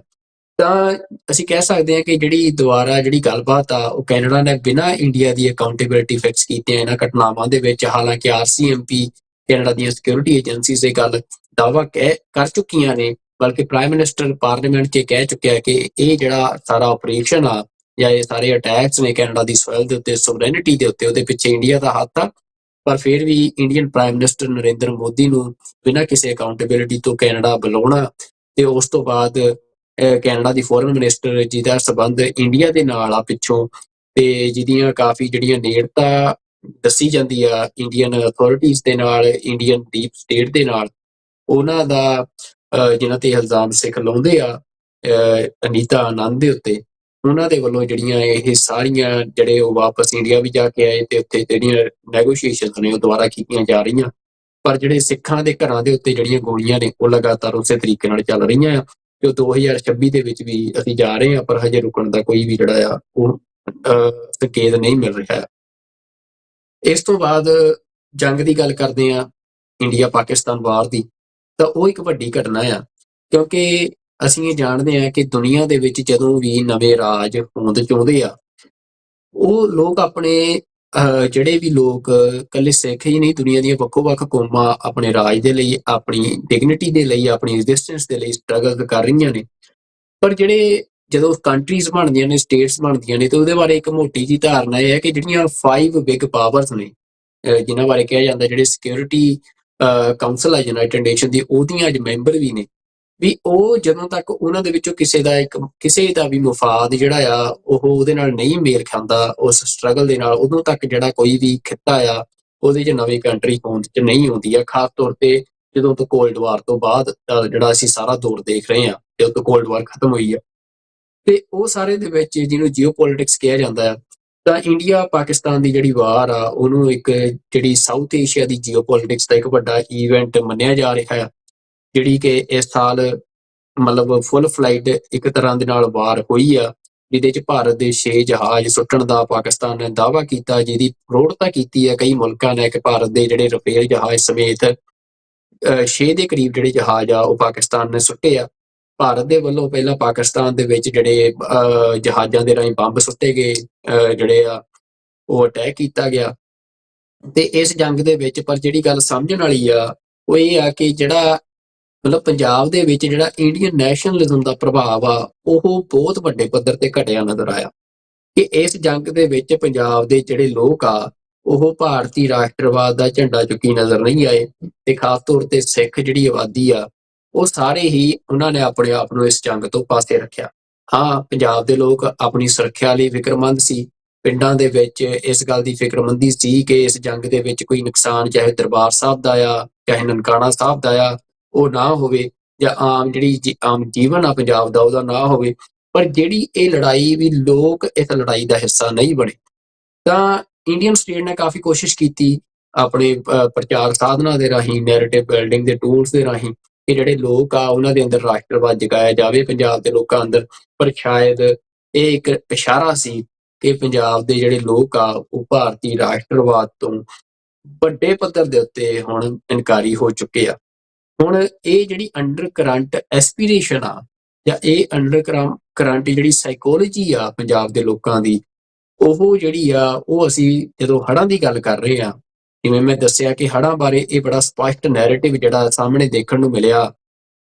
ਕਿ ਬੀਬੀਐਮਬੀ ਜਿਹੜੀ ਆ ਉਹਦੇ ਵੱਲੋਂ ਜਿਸ ਤਰੀਕੇ ਦੇ ਨਾਲ ਪੰਜਾਬ ਦੀ ਕਿਸਾਨੀ ਦੀ ਆਰਥਿਕਤਾ, ਉਹਨਾਂ ਦਾ ਲੱਕ ਤੋੜਨ ਦੀ ਕੋਸ਼ਿਸ਼ ਕੀਤੀ ਜਾ ਰਹੀ ਆ, ਬਾਰ-ਬਾਰ ਹੜ੍ਹ ਲਿਆ ਕੇ ਜ਼ਮੀਨਾਂ ਬਰਬਾਦ ਕੀਤੀਆਂ ਜਾ ਰਹੀਆਂ ਨੇ, ਆਰਥਿਕ ਨੁਕਸਾਨ ਕੀਤਾ ਜਾ ਰਿਹਾ ਆ, ਤੇ ਨਾਲ ਦੀ ਨਾਲ ਜਿਹੜਾ ਇੱਕ ਪੰਜਾਬ ਦਾ ਪਾਣੀ ਲੁੱਟਣ ਦੇ ਲਈ ਇੱਕ ਨੈਰੇਟਿਵ ਦੀ ਸਪੇਸ ਬਣਾਈ ਜਾ ਰਹੀ ਆ ਕਿ ਜਿੰਨੀ ਜ਼ਿਆਦਾ ਹੜ੍ਹ ਹੋਣਗੇ ਉਨਾ ਜ਼ਿਆਦਾ ਜਿਹੜਾ ਇੰਡੀਅਨ ਸਟੇਟ ਪੰਜਾਬ ਦੇ ਪਾਣੀ ਨੂੰ ਨਵੀਆਂ ਨਹਿਰਾਂ ਬਣਾ ਕੇ ਪੰਜਾਬ ਤੋਂ ਬਾਹਰ ਲਿਜਾਣਾ ਚਾਹੁੰਦੀ ਆ, ਜਾਂ ਫਿਰ ਪਿੱਛੋਂ ਹਿਮਾਚਲ ਦੇ ਵਿੱਚੋਂ ਪਾਈਪਸ ਦੇ ਰਾਹੀਂ ਹੋਰ ਸਟੇਟਸ ਦੇ ਵਿੱਚ ਲਿਜਾਣਾ ਚਾਹੁੰਦੀ ਆ। ਤਾਂ ਉਹਨਾਂ ਸਾਰੇ ਨੈਰੇਟਿਵਸ ਨੂੰ ਵੀ ਜਿਹੜੇ ਲੋਕ ਆਪ ਹੀ ਪੰਜਾਬ ਦੇ ਕਹਿਣਗੇ ਵੀ ਸਾਨੂੰ ਪਾਣੀ ਨਹੀਂ ਚਾਹੀਦਾ, ਤੁਸੀਂ ਦਰਿਆਵਾਂ ਤੇ ਬੰਨ੍ਹ ਲਾਓ ਤੇ ਪਾਣੀ ਜਿੱਥੇ ਲਿਜਾਣਾ ਲੈ ਜਾਓ। ਤਾਂ ਇਹ ਜਿਹੜੀ ਸਾਰੀ ਸਾਜ਼ਿਸ਼ ਚੱਲ ਰਹੀ ਆ ਇੰਡੀਆ ਦੇ ਵਿੱਚ, ਤਾਂ ਉਹਦੇ ਵਿੱਚ ਪਰ ਪੰਜਾਬ ਦੇ ਲੋਕਾਂ ਨੇ ਜਿਸ ਸਪਸ਼ਟਤਾ ਦੇ ਨਾਲ ਇਸ ਬਾਰੇ ਗੱਲ ਅਸੀਂ ਕਹਿ ਸਕਦੇ ਹਾਂ ਕਿ ਸਮੁੱਚਤਾ ਦੇ ਵਿੱਚ ਇਹ ਗੱਲ ਕਹੀ ਕਿ ਇਹ ਹੜ੍ਹ ਕੁਦਰਤੀ ਨਹੀਂ, ਇਹ ਹੜ੍ਹ ਦਿੱਲੀ ਵੱਲੋਂ ਲਿਆਂਦੇ ਗਏ ਆ। ਤੇ ਜਿਹੜੀ ਗੱਲ ਕਿਸਾਨ ਸੰਘਰਸ਼ ਦੇ ਵਿੱਚ ਜਿਹੜੀ ਬਾਈਨਰੀ ਸਾਨੂੰ ਦੇਖਣ ਨੂੰ ਮਿਲੀ ਪੰਜਾਬ ਵਰਸਸ ਦਿੱਲੀ ਦੀ, ਉਹ ਜਿਹੜੀ ਆ ਉਹ ਇੰਨੀ ਕੁ ਡੀਪ ਰੂਟਡ ਪੰਜਾਬ ਦੇ ਲੋਕਾਂ ਦੀ ਸਮਝ ਦੇ ਵਿੱਚ ਆ ਗਈ ਆ ਕਿ ਪੰਜਾਬ ਜਿਹੜਾ ਆ ਉਹਦੀਆਂ ਸਾਰੀਆਂ ਸਮੱਸਿਆਵਾਂ ਦੀ ਜੜ ਦਿੱਲੀ ਆ। ਇਹ ਦਿੱਲੀ ਜਿਹੜੀ ਆ ਉਹ ਪੰਜਾਬ ਨੂੰ ਇੱਕ ਆਪਣੀ ਟੈਰੀਟਰੀ ਵਾਂਗ ਗਵਰਨ ਨਹੀਂ ਕਰ ਰਹੀ, ਉਹ ਪੰਜਾਬ ਨੂੰ ਇੱਕ ਬਸਤੀ ਵਾਂਗ, ਇੱਕ ਕਲੋਨੀ ਵਾਂਗ ਟਰੀਟ ਕਰ ਰਹੀ ਆ, ਜਿਹਦੇ 'ਚ ਉਹ ਸਿਰਫ ਤੇ ਸਿਰਫ ਦੋ ਚੀਜ਼ਾਂ ਤੇ ਕੰਮ ਕਰ ਰਹੀ ਆ ਕਿ ਪੰਜਾਬ ਦੇ ਲੋਕਾਂ ਦੇ ਰਿਸੋਰਸਿਸ ਨੂੰ ਲੁੱਟਣਾ, ਚਾਹੇ ਜਿਹਦੇ 'ਚ ਦਰਿਆਈ ਪਾਣੀ ਹੋਵੇ, ਸਾਡੀਆਂ ਜ਼ਮੀਨਾਂ ਹੋਣ, ਸਾਡੀਆਂ ਫਸਲਾਂ ਹੋਣ, ਸਾਡੇ ਨੌਜਵਾਨ, ਸਾਡੀ ਡੈਮੋਗ੍ਰਾਫੀ ਚੇਂਜ ਕੀਤੀ ਜਾ ਰਹੀ ਆ, ਸੈਟਲਮੈਂਟਸ ਸਾਰੀਆਂ ਜਾ ਰਹੀਆਂ ਜਿਵੇਂ ਸਾਡੀ ਆਬਾਦੀ ਨੂੰ ਉੱਥੇ ਘੱਟ ਕਰਨ ਦੇ ਲਈ। ਤਾਂ ਉਹ ਸਾਰਾ ਕੁਝ ਜਿੱਥੇ ਕੀਤਾ ਜਾ ਰਿਹਾ, ਉੱਥੇ ਦੂਜੇ ਪਾਸੇ ਜੇ ਨਫ਼ਰੀ ਪੰਜਾਬ ਦੇ ਵਿੱਚ ਵਧਾਈ ਜਾ ਰਹੀ ਆ ਜਾਂ ਭਰਤੀ ਕੀਤੀ ਜਾ ਰਹੀ ਆ, ਤਾਂ ਸਿਰਫ ਤੇ ਸਿਰਫ ਇੱਕੋ ਇੱਕ ਮਹਿਕਮਾ ਆ ਜਿਹੜਾ ਪੰਜਾਬ ਪੁਲਿਸ ਦਾ ਆ। ਤੇ ਜੇ ਪੰਜਾਬ ਦੇ ਨੌਜਵਾਨਾਂ ਨੂੰ ਰੁਜ਼ਗਾਰ ਦੇਣਾ ਵੀ ਆ ਤਾਂ ਸਿਰਫ ਪੁਲਿਸ 'ਚ ਦਿੱਤਾ ਜਾ ਰਿਹਾ ਤਾਂ ਕਿ ਜਿਹੜੇ ਪੰਜਾਬ ਦੇ ਨੌਜਵਾਨਾਂ ਨੂੰ ਇਹ ਪੰਜਾਬ ਦੇ ਲੋਕਾਂ ਨੂੰ ਕੁੱਟਣ ਲਈ ਵਰਤਿਆ ਜਾ ਸਕੇ। ਤਾਂ ਇਹ ਜਿਹੜੀ ਕੋਈ ਵੀ ਕਲੋਨੀਅਲ ਸਟੇਟ ਹੁੰਦੀ ਆ, ਉਹ ਕਿਸੇ ਵੀ ਆਪਣੀ ਬਸਤੀ ਦੇ ਉੱਤੇ ਇਹੀ ਨੀਤੀ ਲਾਗੂ ਕਰਦੀ ਹੈ ਜਿਹੜੀ ਕਿ ਇੰਡੀਆ ਇਸ ਟਾਈਮ ਕਰ ਰਿਹਾ, ਜੋ ਕਦੇ ਬ੍ਰਿਟਿਸ਼ ਅੰਪਾਇਰ ਨੇ, ਕਦੇ ਹੋਰ ਜਿਹੜੀਆਂ ਕਲੋਨੀਅਲ ਅੰਪਾਇਰ ਸੀ ਉਹਨਾਂ ਨੇ ਦੁਨੀਆ ਦੇ ਵੱਖੋ-ਵੱਖ ਖਿੱਤਿਆਂ ਦੇ ਉੱਤੇ ਜਿਹੜੀ ਹੈ ਨੀਤੀ ਲਾਗੂ ਕੀਤੀ। ਤਾਂ ਇਹ ਜਿਹੜੀ ਸਪਸ਼ਟਤਾ ਆ ਪੰਜਾਬ ਦੇ ਲੋਕਾਂ ਦੇ ਵਿੱਚ, ਇਹ ਇੱਕ ਬਹੁਤ ਬੜਾ ਸਾਈਨ ਆ ਕਿ ਪੰਜਾਬ ਦੇ ਵਿੱਚ ਜਿਹੜਾ ਵੈਕਿਊਮ ਪੋਲਿਟਿਕਸ ਦਾ ਬਣਿਆ, ਜਿਹੜਾ ਅਸੀਂ ਕਹਿ ਸਕਦੇ ਹਾਂ ਕਿ ਜਿਹੜੀਆਂ ਸਰਕਾਰਾਂ, ਖਾਸ ਤੌਰ ਤੇ ਭਾਵੇਂ ਅਕਾਲੀ ਦਲ ਜਿਹੜਾ ਆ, ਸ਼੍ਰੋਮਣੀ ਅਕਾਲੀ ਦਲ ਬਾਦਲ, ਜਿਵੇਂ ਉਹਨੇ ਅਕਾਲੀ ਪੋਲਿਟਿਕਸ ਨੂੰ ਖਤਮ ਕਰਕੇ ਮਾਰ ਕੇ ਤੇ ਡਿਵੈਲਪਮੈਂਟ ਬੇਸਡ ਇੰਡੀਅਨ ਨੈਰੇਟਿਵ ਜਿਹੜਾ ਬਾਏ ਕਰਕੇ ਤੇ ਜਿਹੜੀ ਉਹ ਪੋਲਿਟਿਕਸ ਆ ਸਾਰਨ ਦੀ ਕੋਸ਼ਿਸ਼ ਕੀਤੀ, ਤੇ ਉਹ ਵੀ ਜਦੋਂ ਲੋਕਾਂ ਦੇ ਮਨਾਂ ਤੋਂ ਲਹਿ ਗਈ, ਫਿਰ ਆਪ ਵਾਲਾ ਜਿਹੜਾ ਪ੍ਰੋਜੈਕਟ ਲਿਆਂਦਾ ਗਿਆ ਕਿ ਜਿਹਦੇ ਵਿੱਚ ਇਹ ਸੀ ਕਿ ਸਿਰਫ ਲੋਕਾਂ ਨੂੰ ਕੀ ਦੇਣਾ, ਸਿਰਫ ਲੋਕਾਂ ਨੂੰ ਚੁਟਕਲੇ ਦੇਣੇ ਆ, ਸਿਰਫ ਲੋਕਾਂ ਨੂੰ ਲਾਰੇ ਦੇਣੇ ਆ, ਤੇ ਜਿਹੜੇ ਉਹ ਬੰਦੇ ਲੀਡਰਸ਼ਿਪ 'ਚ ਮਰਜ ਕਰਾਉਣੇ ਜਿਨ੍ਹਾਂ ਦੇ ਅਸੀਂ ਕਹਿ ਸਕਦੇ ਹਾਂ ਕਿ ਜਿਹਨੂੰ ਮਤਲਬ ਇੱਲ ਤੋਂ ਕੁੱਕੜ ਨਹੀਂ ਆਉਂਦਾ ਸਿਆਸਤ ਦਾ, ਉਹ ਪੋਲੀਟੀਸ਼ੀਅਨ ਪੰਜਾਬ ਦੀ ਸਾਰੀ ਪੋਲਿਟਿਕਸ ਦੇ ਉੱਤੇ ਜਿਹੜੇ ਆ ਸਥਾਪਿਤ ਕੀਤੇ ਗਏ, ਪੈਦਾ ਕੀਤੇ ਗਏ, ਉਹਨਾਂ ਨੂੰ MLA ਬਣਾਇਆ ਗਿਆ, ਤੇ ਉਹ ਬੰਦੇ ਜਿਹੜੇ ਆ ਉਹਨਾਂ ਬੰਦਿਆਂ ਦੇ ਰਾਹੀਂ ਪੰਜਾਬ ਦੀ ਪੋਲਿਟਿਕਸ ਦਾ ਨੈਰੇਟਿਵ ਬਣਾਉਣ ਦੀ ਕੋਸ਼ਿਸ਼ ਕੀਤੀ ਗਈ ਕਿ ਸਿਰਫ ਇੱਕ ਦੂਜੇ ਨੂੰ ਗਾਲਾਂ ਕੱਢਣੀਆਂ, ਕੋਈ ਪੰਜਾਬ ਦਾ ਮੁੱਦਾ ਨਾ ਉਸ ਪੋਲਿਟਿਕਸ ਦਾ ਪਾਰਟ ਹੋਵੇ, ਉਸ ਨੈਰੇਟਿਵ ਦਾ ਪਾਰਟ ਹੋਵੇ, ਤੇ ਉਹ ਸਾਰਾ ਜਿਹੜਾ ਪ੍ਰੋਜੈਕਟ ਆ ਉਹ ਵੀ ਅਸੀਂ ਫੇਲ ਹੁੰਦਾ ਹੁਣ ਦੇਖ ਰਹੇ ਹਾਂ। ਤੇ ਜਿਹੜਾ ਇਹ ਵੈਕਿਊਮ ਆ, ਇਸ ਵੈਕਿਊਮ ਦੇ ਜਿਹੜੀ ਅੰਡਰ ਕਰੰਟ ਜਾਂ ਇਸ ਵੈਕਿਊਮ ਦੀ ਜਿਹੜੀ ਤਹਿ ਦੇ ਵਿੱਚ ਲੋਕਾਂ ਦੀ ਸਾਈਕੀ ਪਈ ਆ, ਉਹ ਸਾਈਕੀ ਅਸੀਂ ਸਮਝ ਸਕਦੇ ਹਾਂ ਕਿ ਕਿਸਾਨ ਸੰਘਰਸ਼ ਤੋਂ ਲੈ ਕੇ ਹੜ੍ਹਾਂ ਤੱਕ ਤੇ ਭਾਰਤ ਪਾਕਿਸਤਾਨ ਜੰਗ ਦੇ ਵਿੱਚ ਵੀ ਅਸੀਂ ਦੇਖੀ ਕਿ ਉਹ ਸਾਈਕੀ ਇਹੀ ਆ ਕਿ ਪੰਜਾਬ ਦਾ ਇੱਕ ਵੱਡਾ ਹਿੱਸਾ ਅੱਜ ਇਹ ਗੱਲ ਸਮਝਦਾ ਆ ਕਿ ਜਿਹੜੀ ਦਿੱਲੀ ਆ, ਜਿਵੇਂ ਉਹ ਉਦੋਂ ਪੁਰਾਤਨ ਸਮਿਆਂ 'ਚ ਸਿੱਖ ਕਹਿੰਦੇ ਸੀ ਕਿ ਮਨੂ ਸਾਡੀ ਦਾਤਰੀ, ਅਸੀਂ ਮਨੂ ਦੇ ਸੋਏ, ਜਿਉਂ ਮਨੂ ਵੱਢਦਾ ਅਸੀਂ ਦੂਣ ਸਵਾਏ ਹੋਏ, ਕਿ ਅੱਜ ਪੰਜਾਬ ਦੇ ਲੋਕ ਇਹ ਗੱਲ ਸਮਝ ਰਹੇ ਆ ਕਿ ਜਿਹੜੀ ਦਿੱਲੀ ਆ ਉਹ ਸਾਡੀ ਦਾਤਰੀ ਆ ਜਿਹੜੀ ਸਾਨੂੰ ਵੱਢ ਰਹੀ ਆ, ਤੇ ਸਾਡੀਆਂ ਸਾਰੀਆਂ ਸਮੱਸਿਆਵਾਂ ਦੀ ਜੜ ਦਿੱਲੀ ਆ। ਤਾਂ ਜਿਹੜਾ ਇਹ ਥੋਟ ਆ ਪੰਜਾਬ ਦੇ ਲੋਕਾਂ ਦੇ ਵਿੱਚ ਜਿਹੜਾ ਇਹ ਬਣਿਆ, ਤਾਂ ਇਸ ਥੋਟ ਦੇ ਵਿੱਚੋਂ ਹੀ ਜਿਹੜਾ ਉਹਦਾ ਝਲਕਾਰਾ ਆ ਉਹ ਇੱਕ ਸੰਘਰਸ਼ ਦੇ ਰੂਪ ਦੇ ਵਿੱਚ ਅਸੀਂ ਦੇਖਿਆ ਪੰਜਾਬ ਯੂਨੀਵਰਸਿਟੀ ਦੇ ਵਿੱਚ। ਪੰਜਾਬ ਯੂਨੀਵਰਸਿਟੀ, ਜਿਹਨੂੰ ਕਿ ਗੇਟਵੇ ਕਿਹਾ ਜਾਂਦਾ ਪੰਜਾਬ ਦੀ ਸਿਆਸਤ ਦਾ, ਪੋਲਿਟਿਕਸ ਦਾ, ਜਿਹਦੇ ਵਿੱਚ ਕਿ ਅਸੀਂ ਦੇਖਿਆ ਕਿ ਜਿਹੜੀ ਸਿੱਖ ਸਟੂਡੈਂਟ ਫੈਡਰੇਸ਼ਨ ਸੀ, ਸਿੱਖ ਸਟੂਡੈਂਟ ਫੈਡਰੇਸ਼ਨ ਨੂੰ 1984 ਤੋਂ ਬਾਅਦ ਬਣੇ ਹਾਲਾਤਾਂ ਦੇ ਦਰਮਿਆਨ ਬੈਨ ਲਾ ਕੇ, ਜਾਂ ਉਸ ਤੋਂ ਬਾਅਦ ਜਿਹੜੇ ਬੰਦੇ ਆ ਉਹਨਾਂ ਨੂੰ ਡਿਫਿਊਜ਼ ਕਰਕੇ, ਜਿਹੜੇ ਉਹਦੇ ਲੀਡਰ ਸੀ, ਜਿਹੜੀ ਸਿੱਖ ਸਟੂਡੈਂਟ ਫੈਡਰੇਸ਼ਨ ਦਾ ਭੋਗ ਪਾਇਆ ਗਿਆ ਐਜੂਕੇਸ਼ਨਲ ਇੰਸਟੀਚਿਊਟਸ ਦੇ ਵਿੱਚ। ਤੇ ਉਸ ਦੀ ਥਾਂ ਦੇ ਉੱਤੇ ਜਿਹੜੀ ਸਪੇਸ ਦਿੱਤੀ ਗਈ ਉਹ ਕਮਿਊਨਿਸਟ ਆਰਗੇਨਾਈਜੇਸ਼ਨਸ ਨੂੰ, ਜਾਂ ਫਿਰ ਇੰਡੀਅਨ ਨੈਸ਼ਨਲਿਸਟ ਆਰਗੇਨਾਈਜੇਸ਼ਨਸ ਨੂੰ। ਨੈਸ਼ਨਲਿਸਟ ਦੇ ਵਿੱਚ ਤੁਸੀਂ ਕਾਂਗਰਸ ਨੂੰ ਗਿਣ ਸਕਦੇ ਹੋ, ਬੀਜੇਪੀ ਨੂੰ ਗਿਣ ਸਕਦੇ ਹੋ, ਤੇ ਜਿਹੜੀ ਬਾਦਲਕਿਆਂ ਵੱਲੋਂ ਜਿਹੜੀ ਸੋਈ ਬਣਾਈ ਗਈ, ਉਹਦਾ ਵੀ ਜਿਹੜਾ ਆਈਡੀਆ ਸੀ ਉਹ ਟੋਟਲੀ ਆਈਡੀਆ ਲੈਸ, ਸਿਰਫ ਇੰਡੀਅਨ ਨੈਸ਼ਨਲਿਸਟ ਜਿਹੜਾ ਨੈਰੇਟਿਵ ਸੀ ਪੰਜਾਬ ਦੇ ਵਿੱਚ, ਜਿਹੜਾ ਉਹ ਪੋਲਿਟਿਕਸ ਅਸਾਰਨੀ ਚਾਹੁੰਦੇ ਸੀ, ਉਸੇ ਆਈਡੀਆ ਦੇ ਉੱਤੇ ਉਹ ਕੰਮ ਕਰਦੇ ਸੀ। ਇਸ ਤੋਂ ਇਲਾਵਾ ਜਿਹੜੀਆਂ ਕਮਿਊਨਿਸਟ ਆਰਗੇਨਾਈਜੇਸ਼ਨਸ ਨੇ, ਪੰਜਾਬ ਸਟੂਡੈਂਟ ਯੂਨੀਅਨ ਦੀਆਂ ਕੁਝ ਜਿਹੜੀਆਂ ਨੇ, ਜਾਂ ਸਟੂਡੈਂਟ ਫॉर ਸੁਸਾਇਟੀ ਨਾਂ ਦੀ ਜਿਹੜੀ ਆਰਗੇਨਾਈਜੇਸ਼ਨ ਆ, ਇਹ ਆਰਗੇਨਾਈਜੇਸ਼ਨਾਂ ਜਿਹੜੀਆਂ ਬਿਲਡ ਕੀਤੀਆਂ ਗਈਆਂ। ਪਰ ਇਹ ਸਾਰੇ ਦੇ ਵਿੱਚੋਂ ਹੀ ਜਿਹੜੀ ਇੱਕ ਆਰਗੇਨਾਈਜੇਸ਼ਨ ਜਿਹੜੀ ਪੰਜਾਬ ਯੂਨੀਵਰਸਿਟੀ ਦੇ ਵਿੱਚ ਹੋਂਦ ਚਾਹੁੰਦੀ ਹੈ, ਜਿਹੜੀ ਪੰਥ ਤੇ ਪੰਜਾਬ ਦਾ ਝੰਡਾ ਚੁੱਕਦੀ ਆ, ਪੰਥ ਤੇ ਪੰਜਾਬ ਦੀ ਗੱਲ ਕਰਦੀ ਆ ਦਾਅਵੇ ਦੇ ਨਾਲ, ਤੇ ਜਿਹੜਾ ਸਰਬੱਤ ਦੇ ਭਲੇ ਦਾ ਸੰਕਲਪ ਆ, ਉਹਨੂੰ ਪੰਜਾਬ ਯੂਨੀਵਰਸਿਟੀ, ਜਿੱਥੇ ਕਿ ਸਿੱਖ ਜਿਹੜੇ ਸਟੂਡੈਂਟ ਆ ਉਹਨਾਂ ਦੀ ਕੋਈ ਜ਼ਿਆਦਾ ਆਬਾਦੀ, ਮਤਲਬ ਮੈਜੋਰਿਟੀ 'ਚ ਨਹੀਂ, ਹੋਰ ਜਿਹੜੇ ਸੂਬੇ ਆ ਉੱਥੋਂ ਵੀ ਵਿਦਿਆਰਥੀ ਆਉਂਦੇ ਆ, ਵੱਖੋ-ਵੱਖ ਕੌਮਾਂ ਦੇ ਵਿਦਿਆਰਥੀ ਉੱਥੇ ਪੜ੍ਹਦੇ ਆ, ਤੇ ਉਹਨਾਂ ਸਾਰਿਆਂ ਦੇ ਵਿੱਚ ਜਿਵੇਂ ਸਰਬੱਤ ਦੇ ਭਲੇ ਦਾ ਸੰਕਲਪ ਇਹ ਜਥੇਬੰਦੀ ਲੈ ਕੇ ਗਈ। ਤੇ ਜਿਵੇਂ ਸ਼ਹੀਦ ਭਾਈ ਜਸਵੰਤ ਸਿੰਘ ਖਾਲੜਾ ਨੂੰ ਆਪਣਾ ਆਈਕਨ ਬਣਾਇਆ, ਜਿਵੇਂ ਉਹ ਹਿਊਮਨ ਰਾਈਟਸ ਦੀ ਗੱਲ ਕੀਤੀ, ਪੰਜਾਬ ਦੇ ਸੰਘਰਸ਼ ਦੀ ਗੱਲ ਕੀਤੀ, ਤੇ ਪੰਜਾਬ ਦੇ ਹੱਕਾਂ ਦੀ ਗੱਲ ਕੀਤੀ, ਤੇ 2017 ਤੋਂ ਸ਼ੁਰੂ ਹੋਈ ਇਸ ਜਥੇਬੰਦੀ ਨੇ ਹੌਲੀ-ਹੌਲੀ ਯੂਨੀਵਰਸਿਟੀ ਦੇ ਵਿੱਚ ਕੈਡਰ ਬਿਲਡਿੰਗ ਕਰਦਿਆਂ, ਨੌਜਵਾਨਾਂ ਨੂੰ ਆਪਣੇ ਆਈਡੀਆ ਨਾਲ ਜੋੜਦਿਆਂ ਹੋਇਆਂ ਇੱਕ ਵੱਡਾ ਸਮੂਹ ਖੜਾ ਕੀਤਾ, ਤੇ ਫਿਰ ਪੰਜਾਬ ਯੂਨੀਵਰਸਿਟੀ ਦੀਆਂ ਚੋਣਾਂ ਜਿਹੜੀਆਂ ਉਹ ਜਿੱਤੀਆਂ। ਪਹਿਲਾਂ ਵੀ ਚੋਣ ਜਿੱਤੀ ਵਾਈਸ ਪ੍ਰੈਜ਼ੀਡੈਂਟ ਦੇ ਅਹੁਦੇ ਤੇ, ਪਰ ਜਿਹੜੀ ਇਸ ਵਾਰ ਜਿਹੜਾ ਉਹਨਾਂ ਦਾ ਨੌਜਵਾਨ ਜਿੱਤਿਆ ਅਸ਼ਮੀਤ ਸਿੰਘ, ਤਾਂ ਅਸ਼ਮੀਤ ਸਿੰਘ ਦੀ ਜਿਹੜੀ ਚੋਣ ਆ, ਉਹ ਅਸੀਂ ਦੇਖ ਸਕਦੇ ਹਾਂ ਕਿ ਉਹਨੇ ਪੰਜਾਬ ਦੇ ਵਿੱਚ ਜਿੱਥੇ ਨੌਜਵਾਨਾਂ ਦੇ ਅੰਦਰ ਇੱਕ ਉਤਸ਼ਾਹ ਪੈਦਾ ਕੀਤਾ ਕਿ ਨਹੀਂ, ਅਸੀਂ ਸਿੱਖ ਕਿਹੜੇ ਦੇ ਨਾਲ, ਅਸੀਂ ਸਿੱਖ ਪੰਥ ਪੰਜਾਬ ਦੀ ਗੱਲ ਕਰਕੇ ਵੀ ਜਿਹੜੀ ਆਪਣੀ ਸਿਆਸਤ ਆ ਉਹ ਸਾਰ ਸਕਦੇ ਆ। ਤਾਂ ਇਹਨਾਂ ਆਮ ਘਰਾਂ ਦੇ ਨੌਜਵਾਨਾਂ ਨੇ ਜਿਵੇਂ ਪੰਜਾਬ ਯੂਨੀਵਰਸਿਟੀ ਦੀ ਸਿਆਸਤ ਦਾ ਰੁਖ ਬਦਲਿਆ, ਤੇ ਉਸ ਤੋਂ ਬਾਅਦ ਜਿਹੜਾ ਕੇਂਦਰ ਦਾ ਇਹ ਫਰਮਾਨ ਆਇਆ ਕਿ ਪੰਜਾਬ ਯੂਨੀਵਰਸਿਟੀ ਦੀ ਸੈਨੇਟ ਨੂੰ ਭੰਗ ਕਰਕੇ ਤੇ ਉੱਥੇ ਜਿਹੜਾ ਆਪਣਾ ਨੋਮੀਨੇਟਡ ਬੋਰਡ ਲਾਉਣ ਦਾ, ਉਹਦੇ ਖਿਲਾਫ ਇਹਨਾਂ ਨੌਜਵਾਨਾਂ ਨੇ ਜਿਵੇਂ ਸੰਘਰਸ਼ ਲੀਕਿਆ, ਤੇ ਉਸ ਸੰਘਰਸ਼ ਨੂੰ ਜਿੱਥੇ ਸਰਕਾਰ ਭਾਰਤ ਦੀ ਜਿਹੜੀ ਆ ਉਹ ਯੂਨੀਵਰਸਿਟੀ ਖੋਹਣ ਦੀ ਗੱਲ ਕਰ ਰਹੀ ਸੀ, ਪਰ ਜਿਹੜਾ ਇਹਨਾਂ ਨੌਜਵਾਨਾਂ ਨੇ ਜਿਹੜਾ ਸੰਘਰਸ਼ ਆ ਉਹ ਯੂਨੀਵਰਸਿਟੀ ਤਾਂ ਬਚਾਈ, ਉਸ ਦੇ ਨਾਲ ਦੀ ਨਾਲ ਜਿਹੜਾ ਸੰਘਰਸ਼ ਮੁੜ ਜਿਹੜਾ ਚੰਡੀਗੜ੍ਹ ਦੇ ਉੱਤੇ ਪੰਜਾਬ ਦੇ ਦਾਅਵੇ ਦਾ ਸੰਘਰਸ਼ ਆ, ਉਹਦੀ ਬੁਨਿਆਦ ਰੱਖਦੀ। ਤਾਂ ਜਿਹੜਾ ਚੰਡੀਗੜ੍ਹ ਆ, ਉਹ ਅਸੀਂ ਜਾਣਦੇ ਹਾਂ ਕਿ ਪੰਜਾਬ ਦੇ ਪਿੰਡਾਂ ਨੂੰ ਉਜਾੜ ਕੇ ਬਣਾਈ ਪੰਜਾਬ ਦੀ ਰਾਜਧਾਨੀ ਸੀ, ਤੇ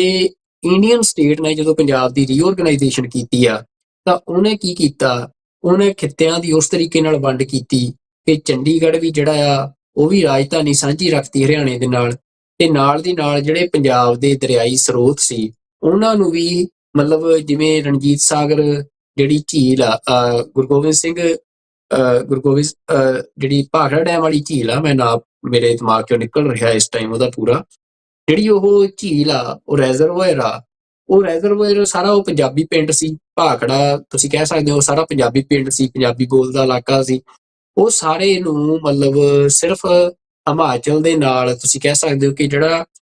ਟੂ ਸਟੇਟ ਜਿਹੜੇ ਇਹ ਇਨਫਰਾਸਟਰਕਚਰ ਸੀ, ਉਹਨੂੰ ਟੂ ਸਟੇਟ ਬੋਡੀ ਬਣਾਉਣ ਦੇ ਵਾਸਤੇ ਉਹ ਸਾਰੇ ਖਿੱਤੇ ਹਿਮਾਚਲ 'ਚ ਪਾਏ ਗਏ। ਜਿੰਨੇ ਪੰਜਾਬ ਦੇ ਡੈਮ ਸੀ ਉਹ ਸਾਰੇ ਹੀ ਜਿਹੜਾ ਉਹਦੇ ਪਿੱਛੇ ਰੈਜ਼ਰਵਾਇਰ ਸੀ, ਉਹਨਾਂ ਨੂੰ ਹਿਮਾਚਲ ਦਾ ਹਿੱਸਾ ਬਣਾ ਦਿੱਤਾ ਗਿਆ। ਤੇ ਫਿਰ ਉਹ ਸਾਰੇ ਨੂੰ ਕੰਟਰੋਲ ਕਰਨ ਦੇ ਲਈ ਜਿਹੜਾ BBMB ਵਰਗੇ ਜਾਂ ਇਸ ਤਰੀਕੇ ਦੇ ਢਾਂਚੇ ਸਾਰੇ ਗਏ, ਤਾਂ ਕਿ ਜਿਹੜਾ ਇਹਦੇ ਪਿੱਛੇ ਨੀਤੀ ਕੀ ਸੀ ਇੰਡੀਅਨ ਸਟੇਟ ਦੀ, ਨੀਤੀ ਇਹ ਸੀ ਕਿ ਜਿਹੜਾ ਹਰਿਆਣਾ ਆ, ਹਰਿਆਣੇ ਤੇ ਪੰਜਾਬ ਦੀ ਆਪਸ ਦੇ ਵਿੱਚ ਲੜਾਈ ਕਰਾ ਕੇ ਤੇ ਮਲਾਈ ਆਪ ਖਾਣੀ, ਦਿੱਲੀ ਨੇ ਖਾਣੀ। ਹਰਿਆਣੇ ਦੇ ਲੋਕ ਵੀ ਲੰਮਾ ਸਮਾਂ ਇਸ ਗੱਲ ਨੂੰ ਨਹੀਂ ਸਮਝੇ, ਪਰ ਹੁਣ ਹਰਿਆਣੇ ਦਾ ਇੱਕ ਹਿੱਸਾ ਜਿਹੜਾ ਆ ਉਹ ਇਸ ਸਿਆਸਤ ਨੂੰ ਸਮਝ ਰਿਹਾ ਆ ਕਿ ਜਿਹੜੇ ਦਿੱਲੀ ਦੇ ਉੱਤੇ ਕਾਬਜ ਇਹ ਪੂਰਬੀਏ ਨੇ, ਜਿਹੜੇ ਜਮਨਾ ਤੋਂ ਪਾਰ ਦੇ ਇਹ ਸਾਰੇ ਲੋਕ ਨੇ, ਇਹ ਕਿਵੇਂ ਜਿਹੜਾ ਇਹ ਹਰਿਆਣੇ ਤੇ ਪੰਜਾਬ ਦੇ ਲੋਕਾਂ ਨੂੰ ਆਪਸ 'ਚ ਲੰਮਾ ਸਮਾਂ ਲੜਾ ਕੇ ਤੇ ਰਿਸੋਰਸਿਸ ਦੇ ਉੱਤੇ ਆਪਣਾ ਕਬਜ਼ਾ ਕਰੀ ਬੈਠੇ ਆ। ਤੇ ਇਹ ਜਿਹੜੀ ਪੋਲਿਟਿਕਸ ਆ, ਇਸੇ ਪੋਲਿਟਿਕਸ ਦਾ ਇਹ ਪਾਰਟ ਆ ਕਿ ਤੁਸੀਂ ਇਹਨੂੰ ਏਦਾਂ ਸਮਝ ਸਕਦੇ ਹੋ ਕਿ ਪੰਜਾਬ ਦੇ ਵਿੱਚ ਜਿਹੜੀ ਧਰਮ ਯੁੱਧ ਮੋਰਚਾ ਸੀ, ਉਹ ਸਿੱਖਾਂ ਨੇ ਕਿਤੇ ਵੀ ਉਹ ਹਿੰਦੂਆਂ ਦੇ ਨਾਲ ਲੜਾਈ ਲਈ ਥੋੜ੍ਹਾ ਸ਼ੁਰੂ ਕੀਤਾ ਸੀ। ਪਰ ਜਿਹੜੀ ਉਹ ਸਾਰੀ ਲੜਾਈ ਆ, ਉਹਨੂੰ ਕਿਵੇਂ ਇੰਡੀਅਨ ਸਟੇਟ ਨੇ ਸਿੱਖਾਂ ਦੀ ਇੰਡੀਅਨ ਐਸਟੈਬਲਿਸ਼ਮੈਂਟ ਦੇ ਖਿਲਾਫ ਲੜਾਈ ਨੂੰ ਇੰਡੀਅਨ ਸਟੇਟ ਨੇ ਸਿੱਖਾਂ ਤੇ ਹਿੰਦੂਆਂ ਦੀ ਲੜਾਈ ਬਣਾਉਣ ਦਾ ਨੈਰੇਟਿਵ ਪ੍ਰਚਾਰਿਆ ਤੇ ਉਹਨੂੰ ਬਣਾਇਆ। ਉਹਨਾਂ ਨੇ ਜਿਹੜੀ ਪੰਜਾਬ ਦੀ ਸਾਰੀ ਲੜਾਈ ਸੀ, ਸਿੱਖ ਜੱਦੋ-ਜਹਿਦ ਸੀ, ਚਾਹੇ ਪੰਜਾਬੀ ਸੂਬੇ ਦੀ ਜੱਦੋ-ਜਹਿਦ ਸੀ, ਸਾਰੇ ਸਟਰਗਲ ਨੂੰ, ਸਾਰੇ ਸੰਘਰਸ਼ ਨੂੰ ਉਹਨਾਂ ਨੇ ਰਿਲੀਜੀਅਸ ਲਾਈਨਸ ਦੇ ਉੱਤੇ ਵੱਢ ਕੇ ਪੰਜਾਬ ਦੀ ਜਿਹੜੀ ਪੋਲੀਟੀਕਲ ਸਟਰਗਲ ਸੀ, ਉਹਨੂੰ ਕਮਿਊਨਲ ਵਾਇਲੈਂਸ ਦਾ ਰੂਪ ਦਿੱਤਾ। ਇਸੇ ਤਰੀਕੇ ਦੇ ਨਾਲ ਜਿਹੜਾ ਹਰਿਆਣੇ ਵਾਲਾ ਪੱਤਾ ਉਹਨਾਂ ਨੇ ਖੇਡਿਆ ਕਿ ਜਿਹੜੀ ਪੰਜਾਬ ਦੀ ਸਾਰੀ ਆਪਣੇ ਹੱਕਾਂ, ਜਿਹੜੇ ਪੰਜਾਬ ਦੇ ਸਾਰੇ ਹੱਕ ਆ, ਉਹਨਾਂ ਦੇ ਵਿੱਚ ਹਿੱਸੇਦਾਰ ਹਰਿਆਣੇ ਨੂੰ ਬੇਮਾਇਨੇ ਦਾ ਹਿੱਸੇਦਾਰ ਬਣਾਇਆ, ਤੇ ਤਾਂ ਕਿ ਹਰਿਆਣੇ ਦੇ ਲੋਕ ਪੰਜਾਬ ਦੇ ਲੋਕਾਂ ਨਾਲ ਲੜਦੇ ਰਹਿਣ ਤੇ ਪੰਜਾਬ ਦੇ ਲੋਕ ਹਰਿਆਣੇ ਦੇ ਲੋਕਾਂ ਨਾਲ ਲੜਦੇ ਰਹਿਣ, ਤੇ ਜਿਹੜੇ ਸਾਰੇ ਰਿਸੋਰਸਿਸ ਆ ਉਹ ਦਿੱਲੀ ਜਿਹੜੀ ਆ ਉਹ ਲੁੱਟਦੀ ਰਹੇ। ਪੰਜਾਬ ਦੇ ਵੀ ਤੇ ਹਰਿਆਣੇ ਦਾ ਵੀ ਉਹੀ ਹਾਲ। ਹਰਿਆਣੇ ਦਾ ਵੀ ਵੱਡਾ ਹਿੱਸਾ ਜਿਹੜਾ ਆ, ਉਹਦੇ ਰਿਸੋਰਸਿਸ ਦਿੱਲੀ ਲੁੱਟ ਰਹੀ ਆ। ਤਾਂ ਇਹ ਸਾਰੇ ਜਿਹੜੇ ਮਤਲਬ ਅਸੀਂ ਕਹਿਣਾ ਹੋਵੇ ਜਿਹੜੀ ਇਹ ਸਾਰੀ ਨੀਤੀ ਆ ਇੰਡੀਅਨ ਸਟੇਟ ਦੀ, ਉਹਦੇ ਜਿਹੜੇ ਇਹ ਈਵੈਂਟਸ ਨੇ, ਪੰਜਾਬ ਯੂਨੀਵਰਸਿਟੀ ਜਾਂ ਫਿਰ ਰੇਸ਼ੀਅਲ ਅਟੈਕਸ ਜਿਹੜੇ ਹੋ ਰਹੇ ਆ ਸਿੱਖਾਂ ਦੇ ਉੱਤੇ, ਜਿਹੜਾ ਰੇਸਿਜ਼ਮ ਵੱਧ ਰਿਹਾ ਸਿੱਖਾਂ ਦੇ ਖਿਲਾਫ, ਤੇ ਨਾਲ ਜਿਹੜਾ ਟ੍ਰਾਂਸਨੈਸ਼ਨਲ ਰਿਪਰੈਸ਼ਨ ਤੇ ਇੰਡੀਆ ਪਾਕਿਸਤਾਨ ਦੀ ਜੰਗ ਤੇ ਫਲੱਡਸ, ਇਹ ਘਟਨਾਵਾਂ, ਇਹ ਇਵੈਂਟਸ ਮੈਨੂੰ ਲੱਗਦਾ ਸੀ ਕਿ ਸਾਨੂੰ ਸਮਝਣੀਆਂ ਚਾਹੀਦੀਆਂ ਨੇ, ਸਾਡੇ ਲੋਕਾਂ ਨੂੰ ਸਮਝਣੀਆਂ ਚਾਹੀਦੀਆਂ ਆ ਕਿ 2026 ਜਿਹੜਾ ਆ, ਇਹ 2026 ਦੇ ਵਿੱਚ ਵੀ ਇਸੇ ਤਰੀਕੇ ਦੇ ਨਾਲ ਇਹ ਥੋਟਸ, ਇਹ ਘਟਨਾਵਾਂ, ਇਹ ਹਮਲੇ ਇਸੇ ਤਰੀਕੇ ਦੇ ਨਾਲ ਦਾਖਲ ਹੋਣ ਜਾ ਰਹੇ ਆ। ਤੇ ਆਉਣ ਵਾਲੇ ਸਾਲ ਦੇ ਵਿੱਚ ਜਿਹੜੇ ਨਵੇਂ ਚੈਲੰਜਸ ਸਾਡੇ ਸਾਹਮਣੇ ਆ ਰਹੇ ਆ, ਅਸੀਂ ਉਹਨੂੰ ਕਿਸ ਅਪਰੋਚ ਦੇ ਨਾਲ ਟੈਕਲ ਕਰੀਏ। ਹੋਰ ਵੀ ਇਹਦੇ ਤੇ ਵਿਚਾਰਾਂ ਪੰਥਕ ਸਫਾਂ ਦੇ ਵਿੱਚ, ਸਿੱਖ ਸਫਾਂ ਦੇ ਵਿੱਚ ਹੋਣੀਆਂ ਚਾਹੀਦੀਆਂ, ਪਰ ਅੱਜ ਦੇ ਸ਼ੋਅ ਦੇ ਵਿੱਚ ਅਸੀਂ ਸਿਰਫ ਤੁਹਾਡੇ ਨਾਲ ਇਹ ਘਟਨਾਵਾਂ ਦਾ ਜ਼ਿਕਰ ਕਰਨਾ ਸੀ, ਤਾਂ ਕਿ ਅਸੀਂ ਆਪਣੇ ਦਰਸ਼ਕਾਂ ਦੇ ਨਾਲ ਇਹਨਾਂ ਨੂੰ ਆਇਡੈਂਟੀਫਾਈ ਕਰ ਸਕੀਏ ਤੇ ਇਹਨਾਂ ਦੇ ਵਿੱਚ ਜਿਹੜੀ ਸਾਡੇ ਘਰਾਂ ਦੇ ਵਿੱਚ ਜਿਹੜੀ ਆ ਉਹ ਗੱਲਬਾਤ ਸ਼ੁਰੂ ਹੋਵੇ, ਸਾਡੀਆਂ ਸੰਸਥਾਵਾਂ ਦੇ ਵਿੱਚ ਸ਼ੁਰੂ ਹੋਵੇ, ਤੇ ਅਸੀਂ ਜਿਹੜੇ ਮੁੱਕਦੀ ਗੱਲ ਇਹ ਆ ਕਿ ਇਹਨਾਂ ਸਾਰੇ ਚੈਲੰਜਸ ਨੂੰ ਟੱਕਰ ਦੇਣੀ ਕਿਸੇ ਇੱਕ ਬੰਦੇ ਦਾ ਕੰਮ ਨਹੀਂ ਆ। ਇਹ ਚੈਲੰਜਸ ਸਟਰਕਚਰਲ ਚੈਲੰਜਸ ਨੇ, ਤੇ ਇਹਨਾਂ ਨੂੰ ਸਟਰਕਚਰ ਦੇ ਨਾਲ ਹੀ ਟੱਕਰ ਦਿੱਤੀ ਜਾ ਸਕਦੀ ਆ। ਤਾਂ ਇਹ ਲੋੜ ਆ ਕਿ ਜਿਹੜੀਆਂ ਸਿੱਖ ਸੰਸਥਾਵਾਂ ਨੇ, ਆਮ ਸਿੱਖ ਵੀ ਆ, ਕਿ ਅਸੀਂ ਜਿੱਥੇ ਵੀ ਹੈਗੇ ਆ, ਅਸੀਂ ਸਟਰਕਚਰਸ ਬਿਲਡ ਕਰੀਏ, ਇੰਸਟੀਚਿਊਟਸ ਬਿਲਡ ਕਰੀਏ। ਸਟੇਟ ਸਾਡੇ ਸਟਰਕਚਰਸ ਤੋੜ ਰਹੀ ਆ, ਸਾਡੇ ਇੰਸਟੀਚਿਊਟਸ ਤੋੜ ਰਹੀ ਆ, ਸਾਡੇ ਇੰਸਟੀਚਿਊਟਸ ਨੂੰ ਰੀਡਿਫਾਈਨ ਕਰ ਰਹੀ ਆ। ਤਾਂ ਸਾਡੀ ਲੜਾਈ ਇਹ ਆ ਕਿ ਅਸੀਂ ਕੀ ਆ, ਸਾਡੇ ਸਟਰਕਚਰਸ ਕੀ ਨੇ, ਸਾਡਾ ਆਈਡੀਆ ਕੀ ਆ, ਉਹ ਇੰਡੀਅਨ ਸਟੇਟ ਨਾਲ ਡਿਫਾਈਨ ਕਰੇ, ਅਸੀਂ ਖੁਦ ਡਿਫਾਈਨ ਕਰੀਏ, ਤੇ ਉਹਨਾਂ ਆਈਡੀਆਜ਼ ਦੇ ਉੱਤੇ ਹੀ ਅਸੀਂ ਜਿਹੜੀਆਂ ਸਟਰਗਲ ਆ, ਚਾਹੇ ਉਹ ਆਪਣੇ ਹੱਕਾਂ ਲਈ ਹੋਣ ਜਾਂ ਦੁਨੀਆ ਦੇ ਵਿੱਚ ਕਿਤੇ ਵੀ ਜਿਹੜਾ ਜ਼ੁਲਮ ਹੋ ਰਿਹਾ ਉਹਨੂੰ ਠੱਲ ਪਾਉਣ ਦੇ ਲਈ ਉਹਨਾਂ ਸਟਰਗਲਸ ਨੂੰ ਲੜੀਏ, ਬਿਲਡ ਕਰੀਏ। ਤੇ ਇਹੀ ਅੱਜ ਦਾ ਸਾਡਾ ਮੈਸੇਜ ਸੀ ਅੱਜ ਦੇ ਪ੍ਰੋਗਰਾਮ ਦੇ ਵਿੱਚ। ਫਿਲਹਾਲ ਇੰਨਾ ਹੀ।